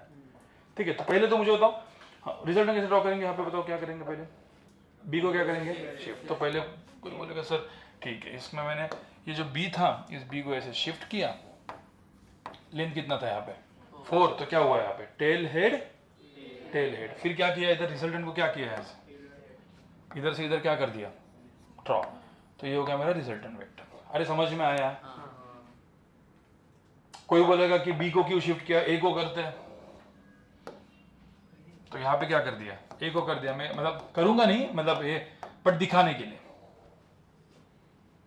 तो हम क्या करेंगे जनरली क्वेश्चन सॉल्व करते वक्त? बी को क्या करेंगे? शिफ्ट, रिजल्ट को ड्रॉ करेंगे, मतलब टेल हेड, पहले का टेल, इसको क्या बोलेंगे अपन? रिजल्टेंट। बट अब जब ऐसा पूरा का पूरा बनेगा तो ये क्या बन गया? पैराग्राम। पैराग्राम का ये क्या है? डायगोनल ना। तो पैराग्राम का जो डायगोनल होता है वो क्या होता है? Resultant vector. समझ में आया? अब मेरा क्वेश्चन अभी तक वही रहा, क्या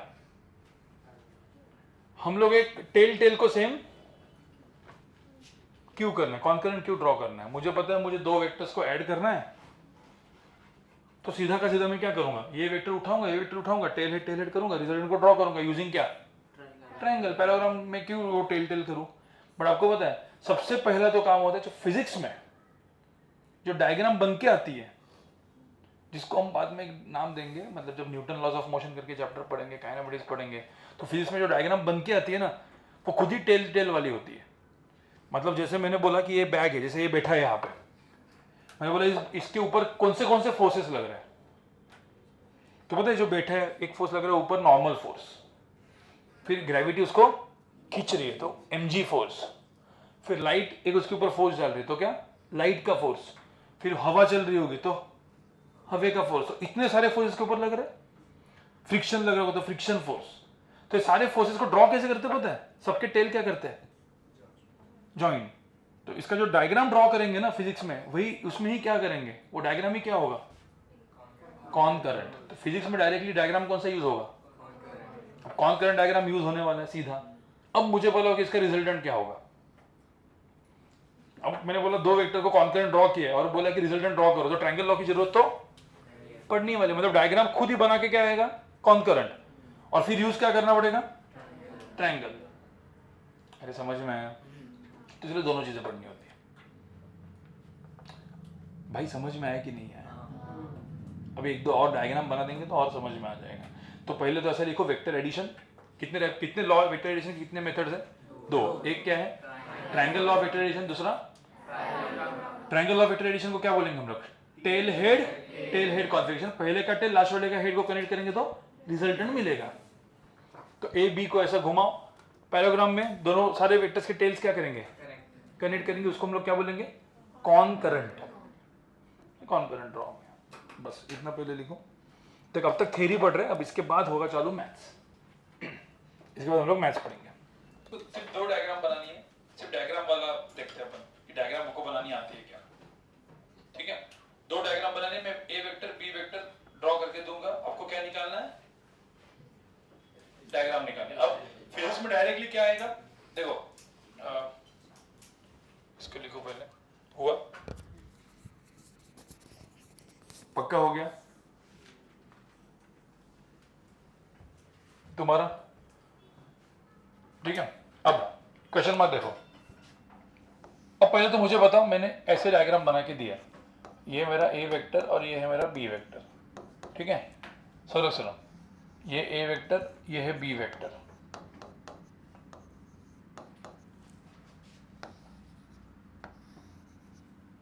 चलो पहले तो मुझे एक बात बताओ, ये जो तीन डायग्राम मैंने बनाई है,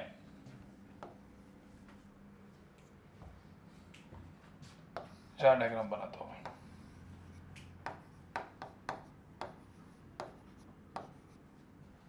ये कौन सी डायग्राम है? कॉनकरेंट। ये भी कॉनकरेंट, ये और ये। ठीक है, अब इसके अंदर का एंगल 30 डिग्री है, 90 है, जैसे मैंने 120 डिग्री दी है और यहाँ पे 30 डिग्री दी है। ठीक है, अब किसी ने बोला सबसे पहला चीज find angle between two vectors, इनके अंदर का एंगल कितना है, ए और बी 30, इसके अंदर और इसके अंदर। तो अब मुझे तो इसके अंदर भी आप 30 बोल रहे हो, इसके अंदर भी 30 बोल रहे हो, क्या इसके अंदर एंगल बिटवीन टू वेक्टर्स 30 है या कुछ अलग है? आइदर ये गलत होगा नहीं तो ये गलत होगा। गलत कौन सा होगा आपके हिसाब से? वो वाला गलत है। ध्यान में रखना सबसे पहली चीज, why we study concurrent, to find angle between two vectors the vector should be concurrent. यहां पे कॉन्करेंट है तो मुझे तो इसमें एक्चुअली एंगल, मतलब किसी ने बोला सर इसके अंदर का एंगल कितना है 30, इसके अंदर का एंगल कितना है 90, इसके अंदर का एंगल थीटा, और इसके अंदर का जो एंगल आप लिखोगे थीटा, और जैसे आपने 30 डिग्री लिखा ये चीज क्या हो जाएगा, रॉन्ग। तो थर्ड एंगल कितना होगा कोई बोल सकता है? 160 नहीं, कितना, 150 कैसे?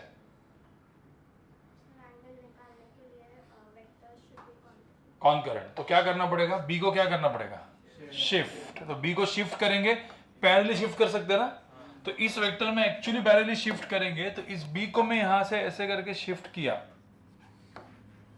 कर सकता हूं ना पैरेलली। अब मुझे तो ए और बी क्या हो जाएंगे, दोनों क्या हो जाएंगे, कॉन्करेंट। अब ये 30 है तो ये एंगल कितना होगा, याद है इन दोनों का एडिशन कितना होता है 180। तो ये 180 में से 30 गए तो कितना 150। अरे समझ में आया कि नहीं, इन दोनों का एडिशन कितना होता है 180, बचपन में पढ़ा है ना, अरे बचपन में पढ़ा है कि नहीं, हाँ तो कितना, ये 30 है तो ये कितना है फिर 180 माइनस 30 150। तो एंगल बिटवीन टू वेक्टर्स यहाँ पे कितना है 150, एंगल 30 नहीं है। तो आपको एक और इंपॉर्टेंट समझ में, कॉन्करेंट क्यों पढ़ते हैं, टू एंगल, क्योंकि किसी ने बोला कि ए वेक्टर बी वेक्टर के अंदर का एंगल 60 है, तो हम लोग ड्रॉ कैसे करेंगे उसको, ए और बी को क्या ड्रॉ करेंगे, कॉन्करेंट ड्रॉ करेंगे। तो एंगल दिखाने के लिए भी कॉन्करेंट ड्रॉ करते हैं। फिजिक्स में भी क्या आता है, कॉन्करेंट ही डायग्राम्स आएंगे, तो इसलिए कॉन्करेंट पढ़ते, मतलब इसलिए पैराग्राम लॉ पढ़ते हैं। बट अब मुझे होता है इसमें रिजल्टेंट ड्रॉ करना है, चलो इसमें सब में ये वाला ड्रॉ करो और रिजल्टेंट को ड्रॉ करो। कैसे करोगे रिजल्टेंट का ड्रॉ, बी को क्या करेंगे शिफ्ट, अब ए को भी कर सकते हो, बट अभी क्या करो बी को शिफ्ट, फिर टेल हेड टेलर करके रिजल्टेंट को ड्रॉ करो। इसमें भी क्या करेंगे, बी को रिजल्टेंट को ड्रॉ करो, इसमें बी को शिफ्ट और फिर क्या ड्रॉ करो रिजल्टेंट को। और ध्यान में आएगा रिजल्टेंट कभी भी ए और बी के कहां पे आएगा, कहीं तो बीच में आएगा, वो एग्जैक्ट एंगल बाइसेक्टर नहीं आएगा वो, क्योंकि वो डिपेंड करता है ए और बी पे, वो सब देखेंगे अपन मैथमेटिकली। पहले सिर्फ ड्राइंग बनाओ, चलो रिजल्टेंट को ड्रॉ कर लो, तीनों तीन डायग्राम, इसमें इसमें इसमें और इसमें भी। चलो रिजल्टेंट को ड्रॉ करो सब लोग।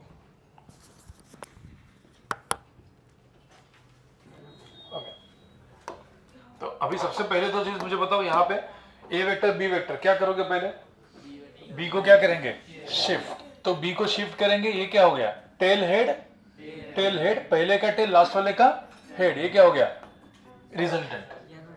किया है चीज। फिर इसमें बी को shift,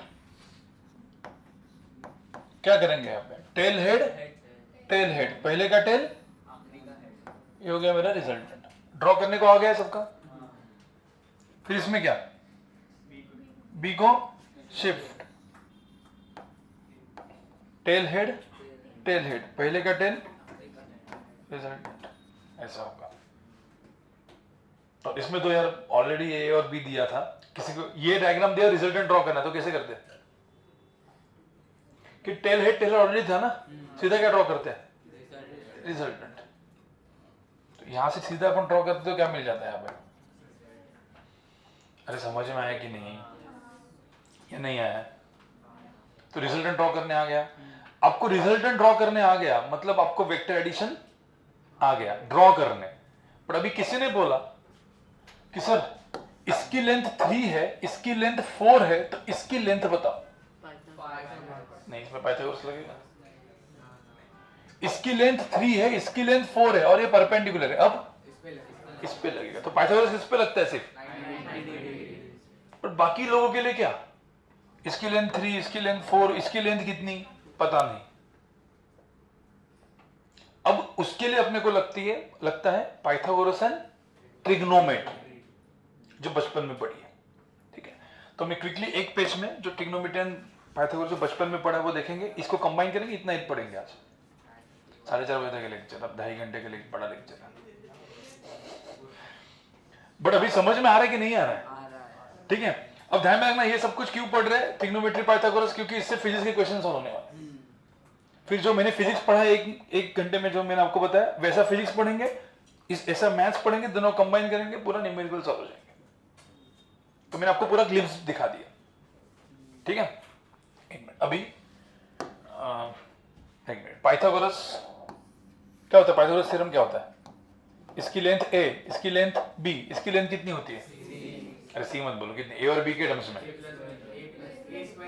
a square plus b square is equal to c square. तो c क्या होगा?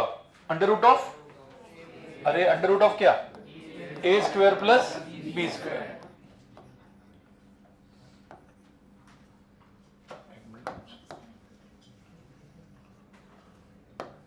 a square plus b square. दूसरा,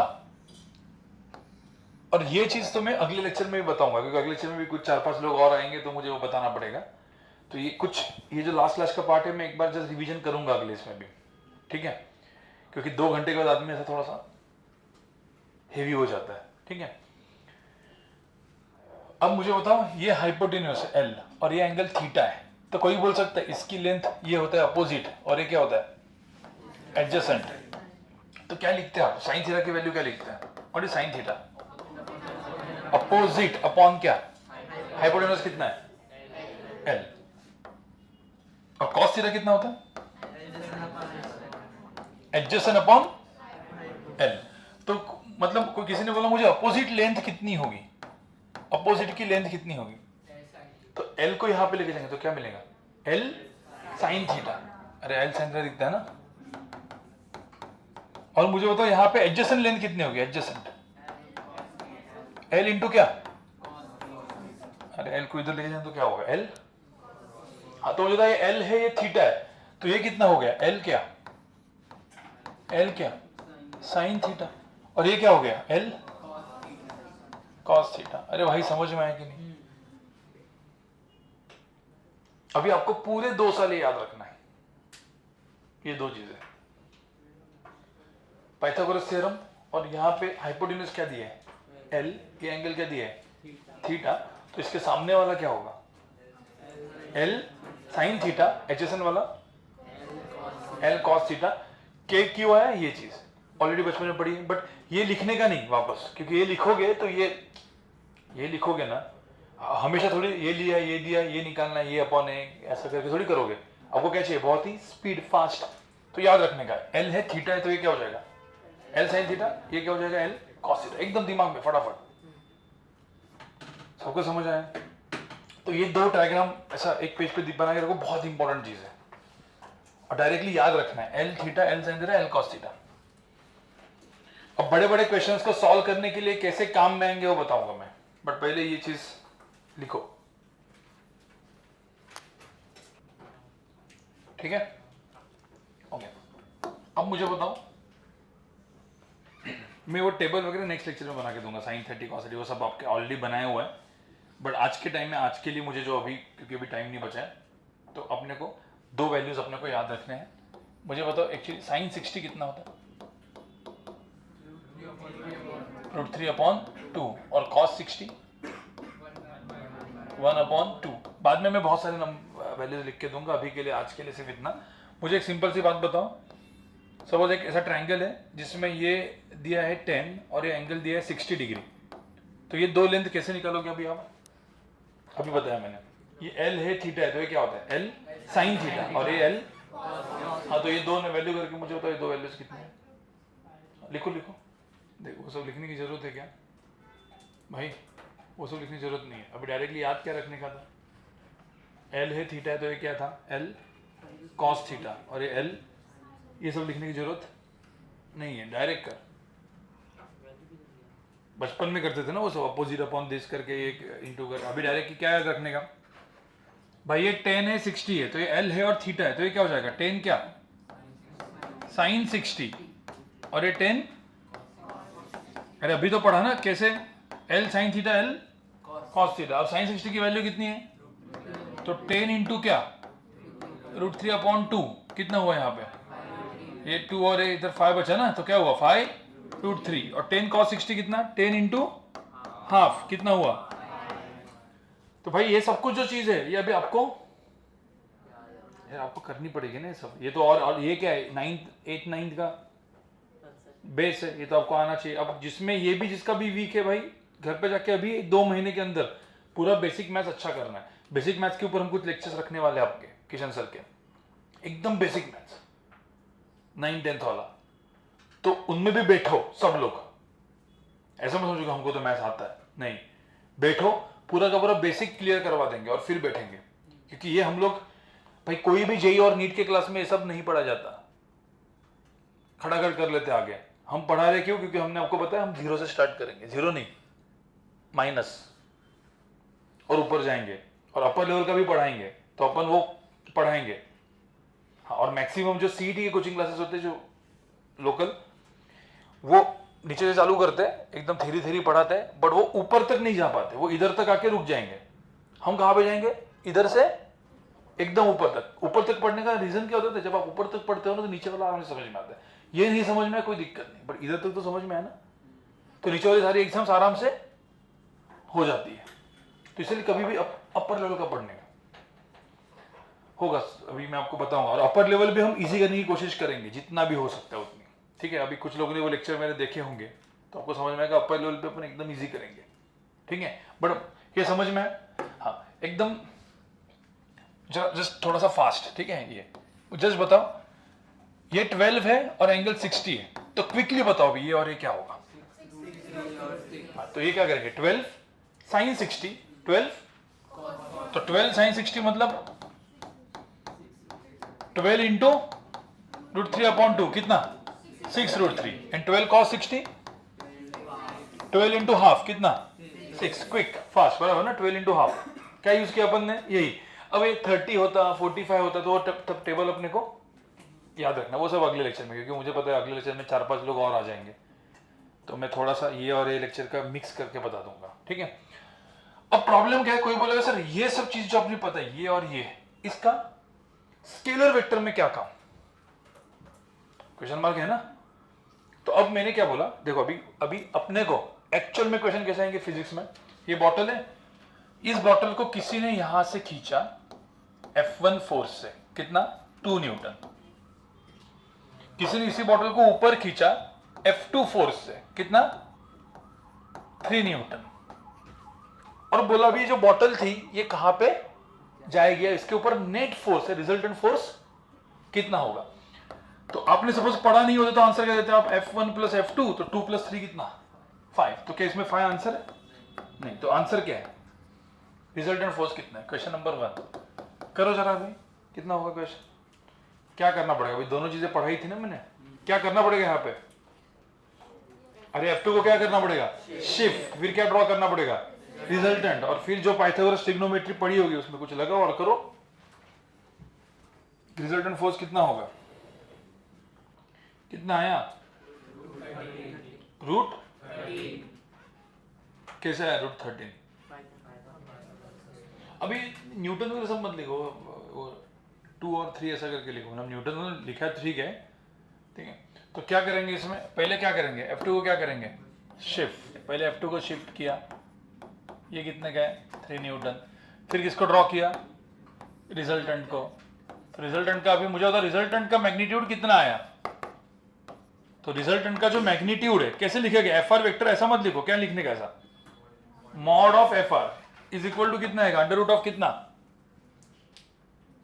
2 का स्क्वायर प्लस 3 का स्क्वायर, कितना, रूट कितना, 4 + 9 कितना, 13, √13, तो इसका आंसर √13 आया।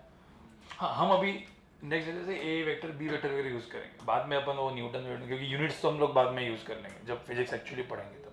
बट मैं आपको बता रहा हूँ, मतलब कोई यहाँ पे बॉडी रखी है ये बॉटल, तो इस बॉटल के ऊपर नेट फोर्स कितना लगा, √13 न्यूटन, किस तरफ, इस तरफ, तो ये बॉटल ऐसे जाने वाली है,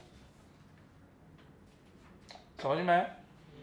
अब किसी ने बोला क्वेश्चन नंबर 2, मुझे तो देखना है कि कौन थोड़ा सा दिमाग लगाता है। इसमें ट्रिग्नोमेट्री एंड पाइथागोरस दोनों लगाना है, अभी जो मैं क्वेश्चन दूंगा दोनों, बट कुछ कंस्ट्रक्शन करना पड़ेगा, ठीक है। अब ये ऐसे दो फोर्सेस है, एक फोर्स है लेट्स से 3 न्यूटन का और दूसरा फोर्स है 4। अभी एंगल दिया 60 डिग्री। अब पंगा क्या है इसमें, अभी 90 तो नहीं, तो डायरेक्ट पाइथागोरस लगाएंगे क्या? नहीं, अपने तो पता रिजल्टेंट कहां पे होने वाला है, ये तो बीच में। कैसे ड्रॉ करते हैं लेकिन रिजल्टेंट के लिए? F2 को क्या करेंगे? शिफ्ट और फिर रिजल्टेंट को ड्रॉ। तो जो रिजल्टेंट का मैग्नीट्यूड पूछा क्या है यहाँ पे, फाइंड द रिजल्टेंट फोर्स का magnitude using trigonometry and Pythagoras और थोड़ा सा दिमाग। थोड़ा दिमाग मतलब कुछ कंस्ट्रक्शन करना पड़ेगा। करो भाई, तुमने वीडियो वगैरह देखा हुआ था ना इसका, तो जरा करो, आंसर करके निकालो। ओके, किसी का आया क्या कुछ? जिसने वीडियो देखा है अतुरे, क्या आया?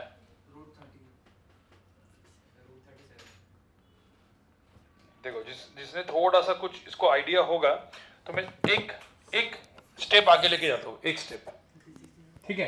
पहले तो मुझे बताओ इस केस में पहले क्या किया आपने सबने? कुछ पहला डायग्राम ड्रॉ किया क्या? क्या किया? F2 को क्या किया? शिफ्ट। पहले मुझे तो इतना आया कि नहीं आया? F2 को शिफ्ट हुआ, ये कितना था? 4।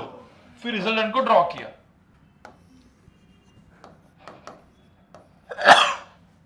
राइट। अब इसकी लेंथ 3, इसकी लेंथ 4 है।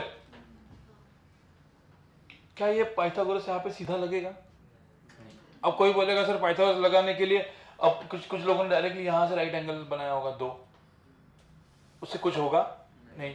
कोई ने किसी ने ऐसे राइट एंगल बनाया होगा, उससे कुछ होगा नहीं, क्योंकि ये राइट एंगल है, बट ये राइट एंगल है क्या? तो आपको देखिए सबसे बेस्ट तरीका क्या है, इसका बेस्ट तरीका, और इसको बोलते हैं दिमाग लगाना। जब आप फर्स्ट टाइम में पढ़ रहे हैं और ऐसा क्वेश्चन मैंने दिया, तो आप क्या करोगे? किधर से? इधर। हाँ, अभी हाँ, मतलब आप फर्स्ट टाइम पढ़ रहे हो तो आप इस क्वेश्चन को लेके बैठोगे। कुछ लोग तो ऐसे ही लेके बैठेंगे और कुछ चमकेगा ही नहीं उनको, 10 मिनट जाएगा, 15 मिनट जाएगा, बराबर। फिर कुछ ना कुछ फिर डिस्कशन करेंगे, फिर किसी को एक्सप्लेन करके बोलेंगे अरे कैसे बनाएंगे। फिर क्या आया? ये रिजल्टेंट है। अब किसी ने ये राइट एंगल बनाया ऐसे, मतलब यहां से ऐसे परपेंडिकुलर ड्रॉप किया और एक्सटेंड किया, तो आपको तो एक बड़ा राइट एंगल बन गया। और इधर भी क्या बन गया? Right angle. तो जैसे जितने राइट एंगल बनते ना उतना खुश होने का, क्यों? क्योंकि पाइथागोरस एंड ट्रिग्नोमेट्री दोनों किस में लगती है?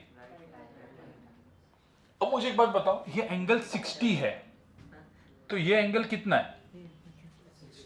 क्यों पता ना, पैरेलल पढ़ा होगा ना बचपन में भाई। तो ये 60 है। अब जैसे ये 60 लिख गया, अब इसमें क्या है? ये हाइपोटेन्यूज है 60 है, तो ये क्या हो गया? नहीं, ये L है थीटा, तो क्या हो गया? L sine theta, L cos theta. अरे भाई समझ में आया कि नहीं? अब भाई मुझे तो ये लेंथ आई और ये लेंथ आई, तो अब बड़े वाले ट्रायंगल में क्या हुआ?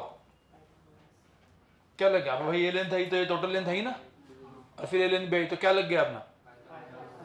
पाइथागोरस। तो सबसे सिंपल सोचना क्या था पहले यहाँ पे? ये राइट एंगल बनाना। तो ये सोचने वाला जो काम है ना, वो आपको करना है। इसके बोलते हैं ना थॉट प्रोसेस, जो बोलते हैं ना दिमाग लगाना। तो जिस दिन वो मैथ्स का दिमाग, अब ये मैथ्स का दिमाग है, ये कोई कुछ है नहीं है मैथ्स का, वो मैथ्स का दिमाग आपको बनाना पड़ेगा आगे की 4, 5, 6 महीना। तो नीट वालों के लिए तो ये बनाना बहुत इंपॉर्टेंट है। ये नहीं बनाया नीट नहीं होने वाली, और ये वो नहीं बनाते इसलिए नीट नहीं होते। आप समझ रहे हो? 25-30 लाख, आपके टाइम में 30 लाख लोग नीट देंगे, 30 लाख। और सोचो ना 30 लाख स्टूडेंट्स देते हैं, उसमें से 10,000 को ही आना है, तो 10,000 क्या अलग करते होंगे भाई? ये अलग करते अपने मैथ्स के ऊपर। और जितने भी लोग जेई देते हैं और जिसमें आईआईटी जाते हैं, आईआईटी एनआईटीज में, वो भी क्या अलग करते होंगे? मैथ्स के ऊपर, क्योंकि उससे अपना मैथ्स फिजिक्स सब बनता है।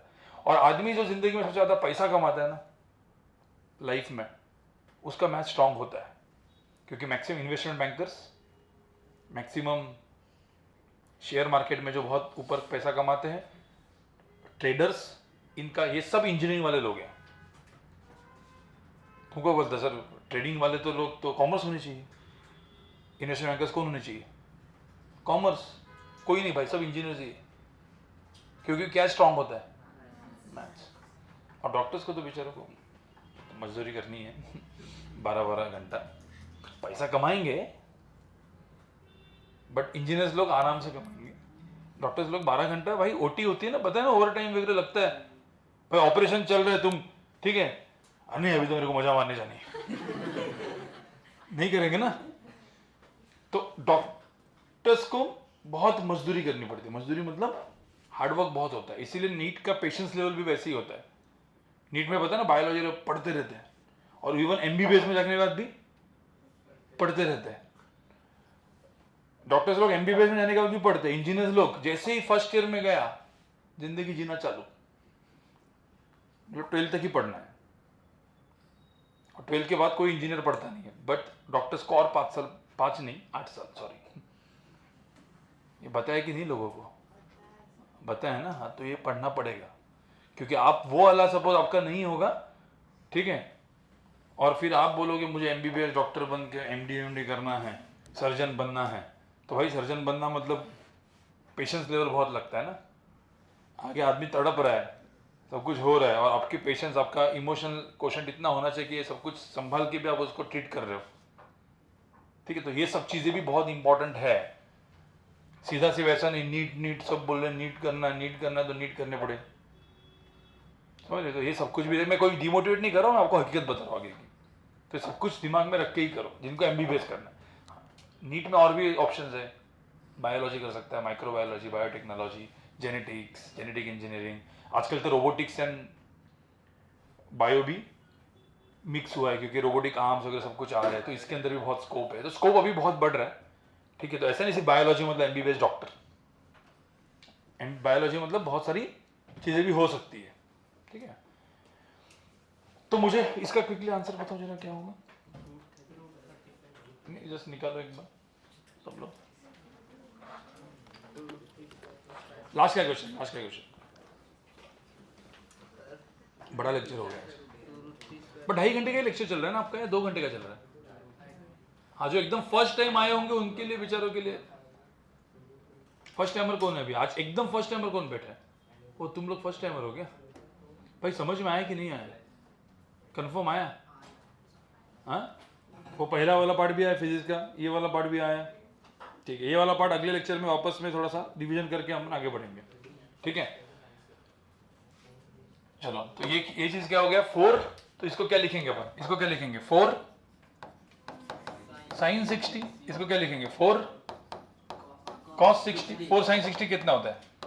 4 इंटू √3/2, कितना हुआ यहाँ पे? 2√3। 4 cos 60 कितना होता है? 4 इंटू हाफ, कितना हुआ? 2। तो कितना हुआ यहाँ पे? 3 + 2 कितना? 5, और ये 2√3। तो मुझे तो इसका रिजल्टेंट कितना होगा? अंडर रूट ऑफ कितना? 3 + 2 कितना? 5 का स्क्वायर प्लस 2√3 का स्क्वायर। अब कुछ लोगों को ये भी नहीं आता होगा, आता है? 2√3 का स्क्वायर क्या होता है? 4। 2 का स्क्वायर 4, √3 का स्क्वायर 3, 4 इंटू 3 12। आईजी में नहीं था ये, बराबर ना? तो 4 3 कितना है? 12, और ये 25, तो 25 प्लस 12 कितना? 37। तो मुझे बताओ इस क्वेश्चन को सॉल्व करने के लिए क्या क्या यूज करना पड़ा अपने को? क्या यूज करना पड़ा? ट्रिग्नोमेट्री, पाइथागोरस, और थोड़ा सा क्या? कंस्ट्रक्शन, मतलब दिमाग। अब एक बार दिमाग बन गया तो ऐसा क्वेश्चन आपको सपोज आया दूसरा, तो आप ऐसे ही कर लोगे। तो एक सिर्फ लास्ट का क्वेश्चन है, फटाफट ये सेम चीज करनी है और आंसर निकालना है, और देखना है कि किसका आंसर कितने फास्ट निकलता है विदाउट डूइंग एनी मिस्टेक, ठीक है। लास्ट का क्वेश्चन है, और फिर अपन आगे बढ़ेंगे मतलब अगले दिन। और सब लोग जितने भी नए लोग थे जो फर्स्ट टाइम अभी बैठे हैं, उनके लिए तो फर्स्ट टाइमर्स के लिए 2.5 घंटे रहे, क्योंकि ये सब लोग बैठ रहे हैं, कुछ लोग 15-15 दिन से बैठ रहे हैं, तो वो यूज टू है। जनरली हम लोग जब अप्रैल में क्लास स्टार्ट करते हैं तो 1 या 1.5 घंटे की होती है, पहले 1.5 घंटे की क्लास होती है, फिर 2 घंटे की होती है, फिर 2.5 घंटे की होती है। बट अभी आपका टाइम निकल चुका है, ठीक है। अभी ये 3rd बैच, फिर 4th and 4th बैच भी होती है, ठीक है। तो से फर्स्ट 2 बैचेस में सब चीज, 3rd बैचेस के पास टाइम ही नहीं होता, क्योंकि सब एक ही साथ एग्जाम देने वाले हो। तो आप लोग लेट हो, कुछ लोगों ने पता है हमारे पास कब एडमिशन, फर्स्ट बैच कब बनी थी, अक्टूबर नवंबर दिसंबर में पिछले साल एडमिशन लिया था लोगों ने, और वो पहले ही पढ़ना चालू किया था। जो मैंने आपको 3-4 लोग बोला ना, उनका तो पूरा 11th पोर्शन खत्म हो गया है जेई का, समझ लो। तो ऐसे सब लोग भी बैठेंगे आपके साथ, ध्यान में रखना। मतलब कि ऐसा नहीं है कि अभी मेरे पास बहुत टाइम है, कुछ टाइम नहीं है। और ये कॉम्पिटेटिव एग्जाम है। कॉम्पिटेटिव एग्जाम का मतलब ऐसा है कि अपना 10th 12th नहीं है नॉर्मल। कॉम्पिटेटिव एग्जाम का मतलब है भाई कौन आगे जाएगा, जो इसमें आगे जाएगा वो जिंदगी में ज़्यादा पैसा कमाएगा। अब पैसा कमाना है कि नहीं कमाना है, हाँ, तो फटाफट एक क्वेश्चन करो, ये क्वेश्चन सही किया तो ज़्यादा पैसा कमाओगे, ठीक है। ए वेक्टर बी वेक्टर, ठीक है, इसकी लेंथ है 4, इसकी लेंथ है 6, एंगल है 60 डिग्री। तो बताओ रिजल्टेंट वेक्टर की लेंथ मतलब मॉड कितना होगा।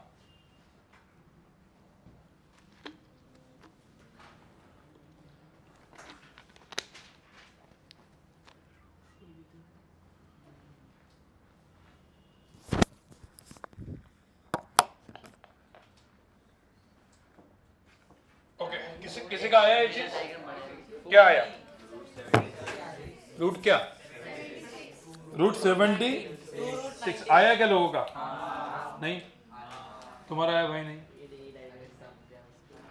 समझा, लेकिन नहीं, क्या करोगे।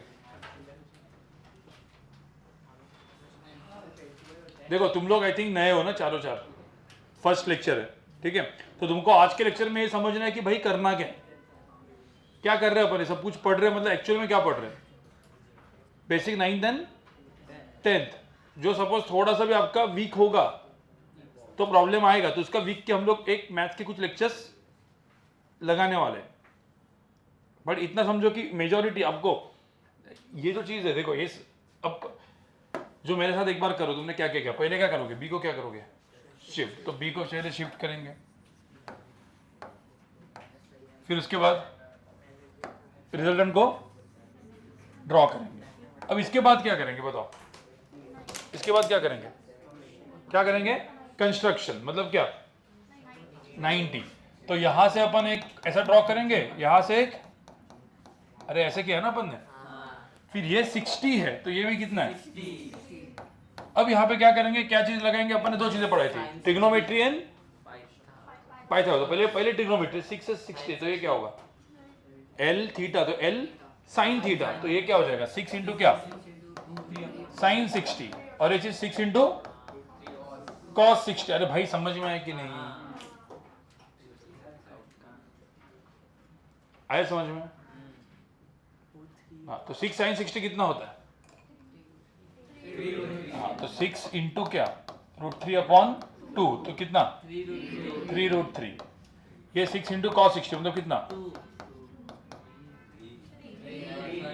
3। अब ये 3 और ये 4, तो कितना हुआ टोटल है 7, और ये कितना हुआ, अरे भाई समझ में। अब क्या लगाओगे आप, पाइथागोरस। तो अपन पाइथागोरस एंड ट्रिग्नोमेट्री से क्वेश्चंस को सॉल्व कर रहे। तो 4 + 3 कितना हुआ 7। तो यहाँ पे इसका जो आंसर आएगा वो क्या आएगा, √of क्या 7 स्क्वायर प्लस 3√3 का स्क्वायर। तो 7 स्क्वायर कितना हुआ 49, 3√3 का स्क्वायर कितना हुआ 9 3 27, तो प्लस क्या, अब रूट,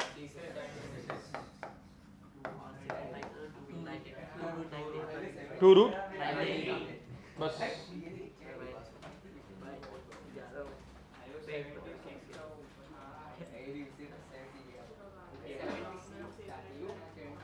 भाई सबको समझ में आया, मुझे बताओ ये टोटल लेंथ कितना है, ये टोटल लेंथ कितना है 4 + 3 कितना 7 है, और ये टोटल लेंथ कितना है 3√3। 3, अब ये 3√3 लेंथ है, ये 7 लेंथ है। समझ आया? ठीक है। और कौन नया था आज? कौन नया है? और तुझे भाई समझ में आएगा? तुझे, तुम लोग को थोड़ा सा, लेकिन लेक्चर समझ में आया पूरा? पहले वाला पार्ट, वो हेलीकॉप्टर वाला पार्ट भी समझ में आया। उसके बाद ये मैथ्स। अब ये पूरा का पूरा क्या है? देखो, लेक्चर को मैं 2 पार्ट में डिवाइड किया था। पहला प्योर फिजिक्स था, सेकंड क्या था? मैथ्स। अब ये जो मैथ्स है, ये मैथ्स वो मैथ्स है जो लगने वाला फिजिक्स में, तो एक्चुअली मैथ्स है।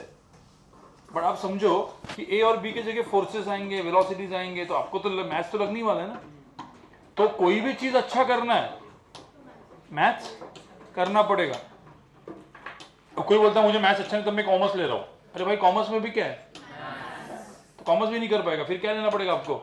आर्ट्स। और आर्ट्स में अभी आजकल जॉब है नहीं, कॉमर्स में भी नहीं है। वैसे कॉमर्स में भी जॉब करेंगे, कॉमर्स में भी आप जितना जितना इंजीनियरिंग AI ML हो रहा है उसके हिसाब से तो कुछ 6 साल के बाद तो कॉमर्स में जो जॉब मिलेंगे वो 20-25 हज़ार वाले रहेंगे महीने के। और वही आपका दोस्त जो इंजीनियरिंग कर रहा होगा, डॉक्टर बन रहा होगा, वो महीने का 5 लाख कमाएगा, आप 25,000 रुपये कमाओगे। फर्क समझ रहा है ना? और ये फर्क आने वाला है। तो थोड़ा सा ये समझ में भी, ये मैथ थोड़ा सा आपको वीक जा रहा होगा, जाके काम करो। अभी एक आदमी होता छोड़ दिया, नहीं यार मेरे को नहीं जमा रहा, छोड़ो, अपना करेंगे आर्ट्स या कॉमर्स। तो भाई 6 साल के बाद याद रखो, पैसा भी उतना ही मिलेगा। या उल्टा ऐसा चैलेंज लो, हाँ नहीं आ रहा है, जाके मैं अपना बेसिक के ऊपर काम करूंगा। यहाँ पे जितने भी लोग कुछ कुछ होंगे जिनका अच्छा होगा मैथ्स साइंस, उनके साथ जाके बैठो। अरे भाई मुझे समझा, मेरे साथ बैठ, बता, एक जगह डिस्कशन करो, आगे बढ़ो। समझ में आ रहा है? चलो ठीक है, मिलते हैं।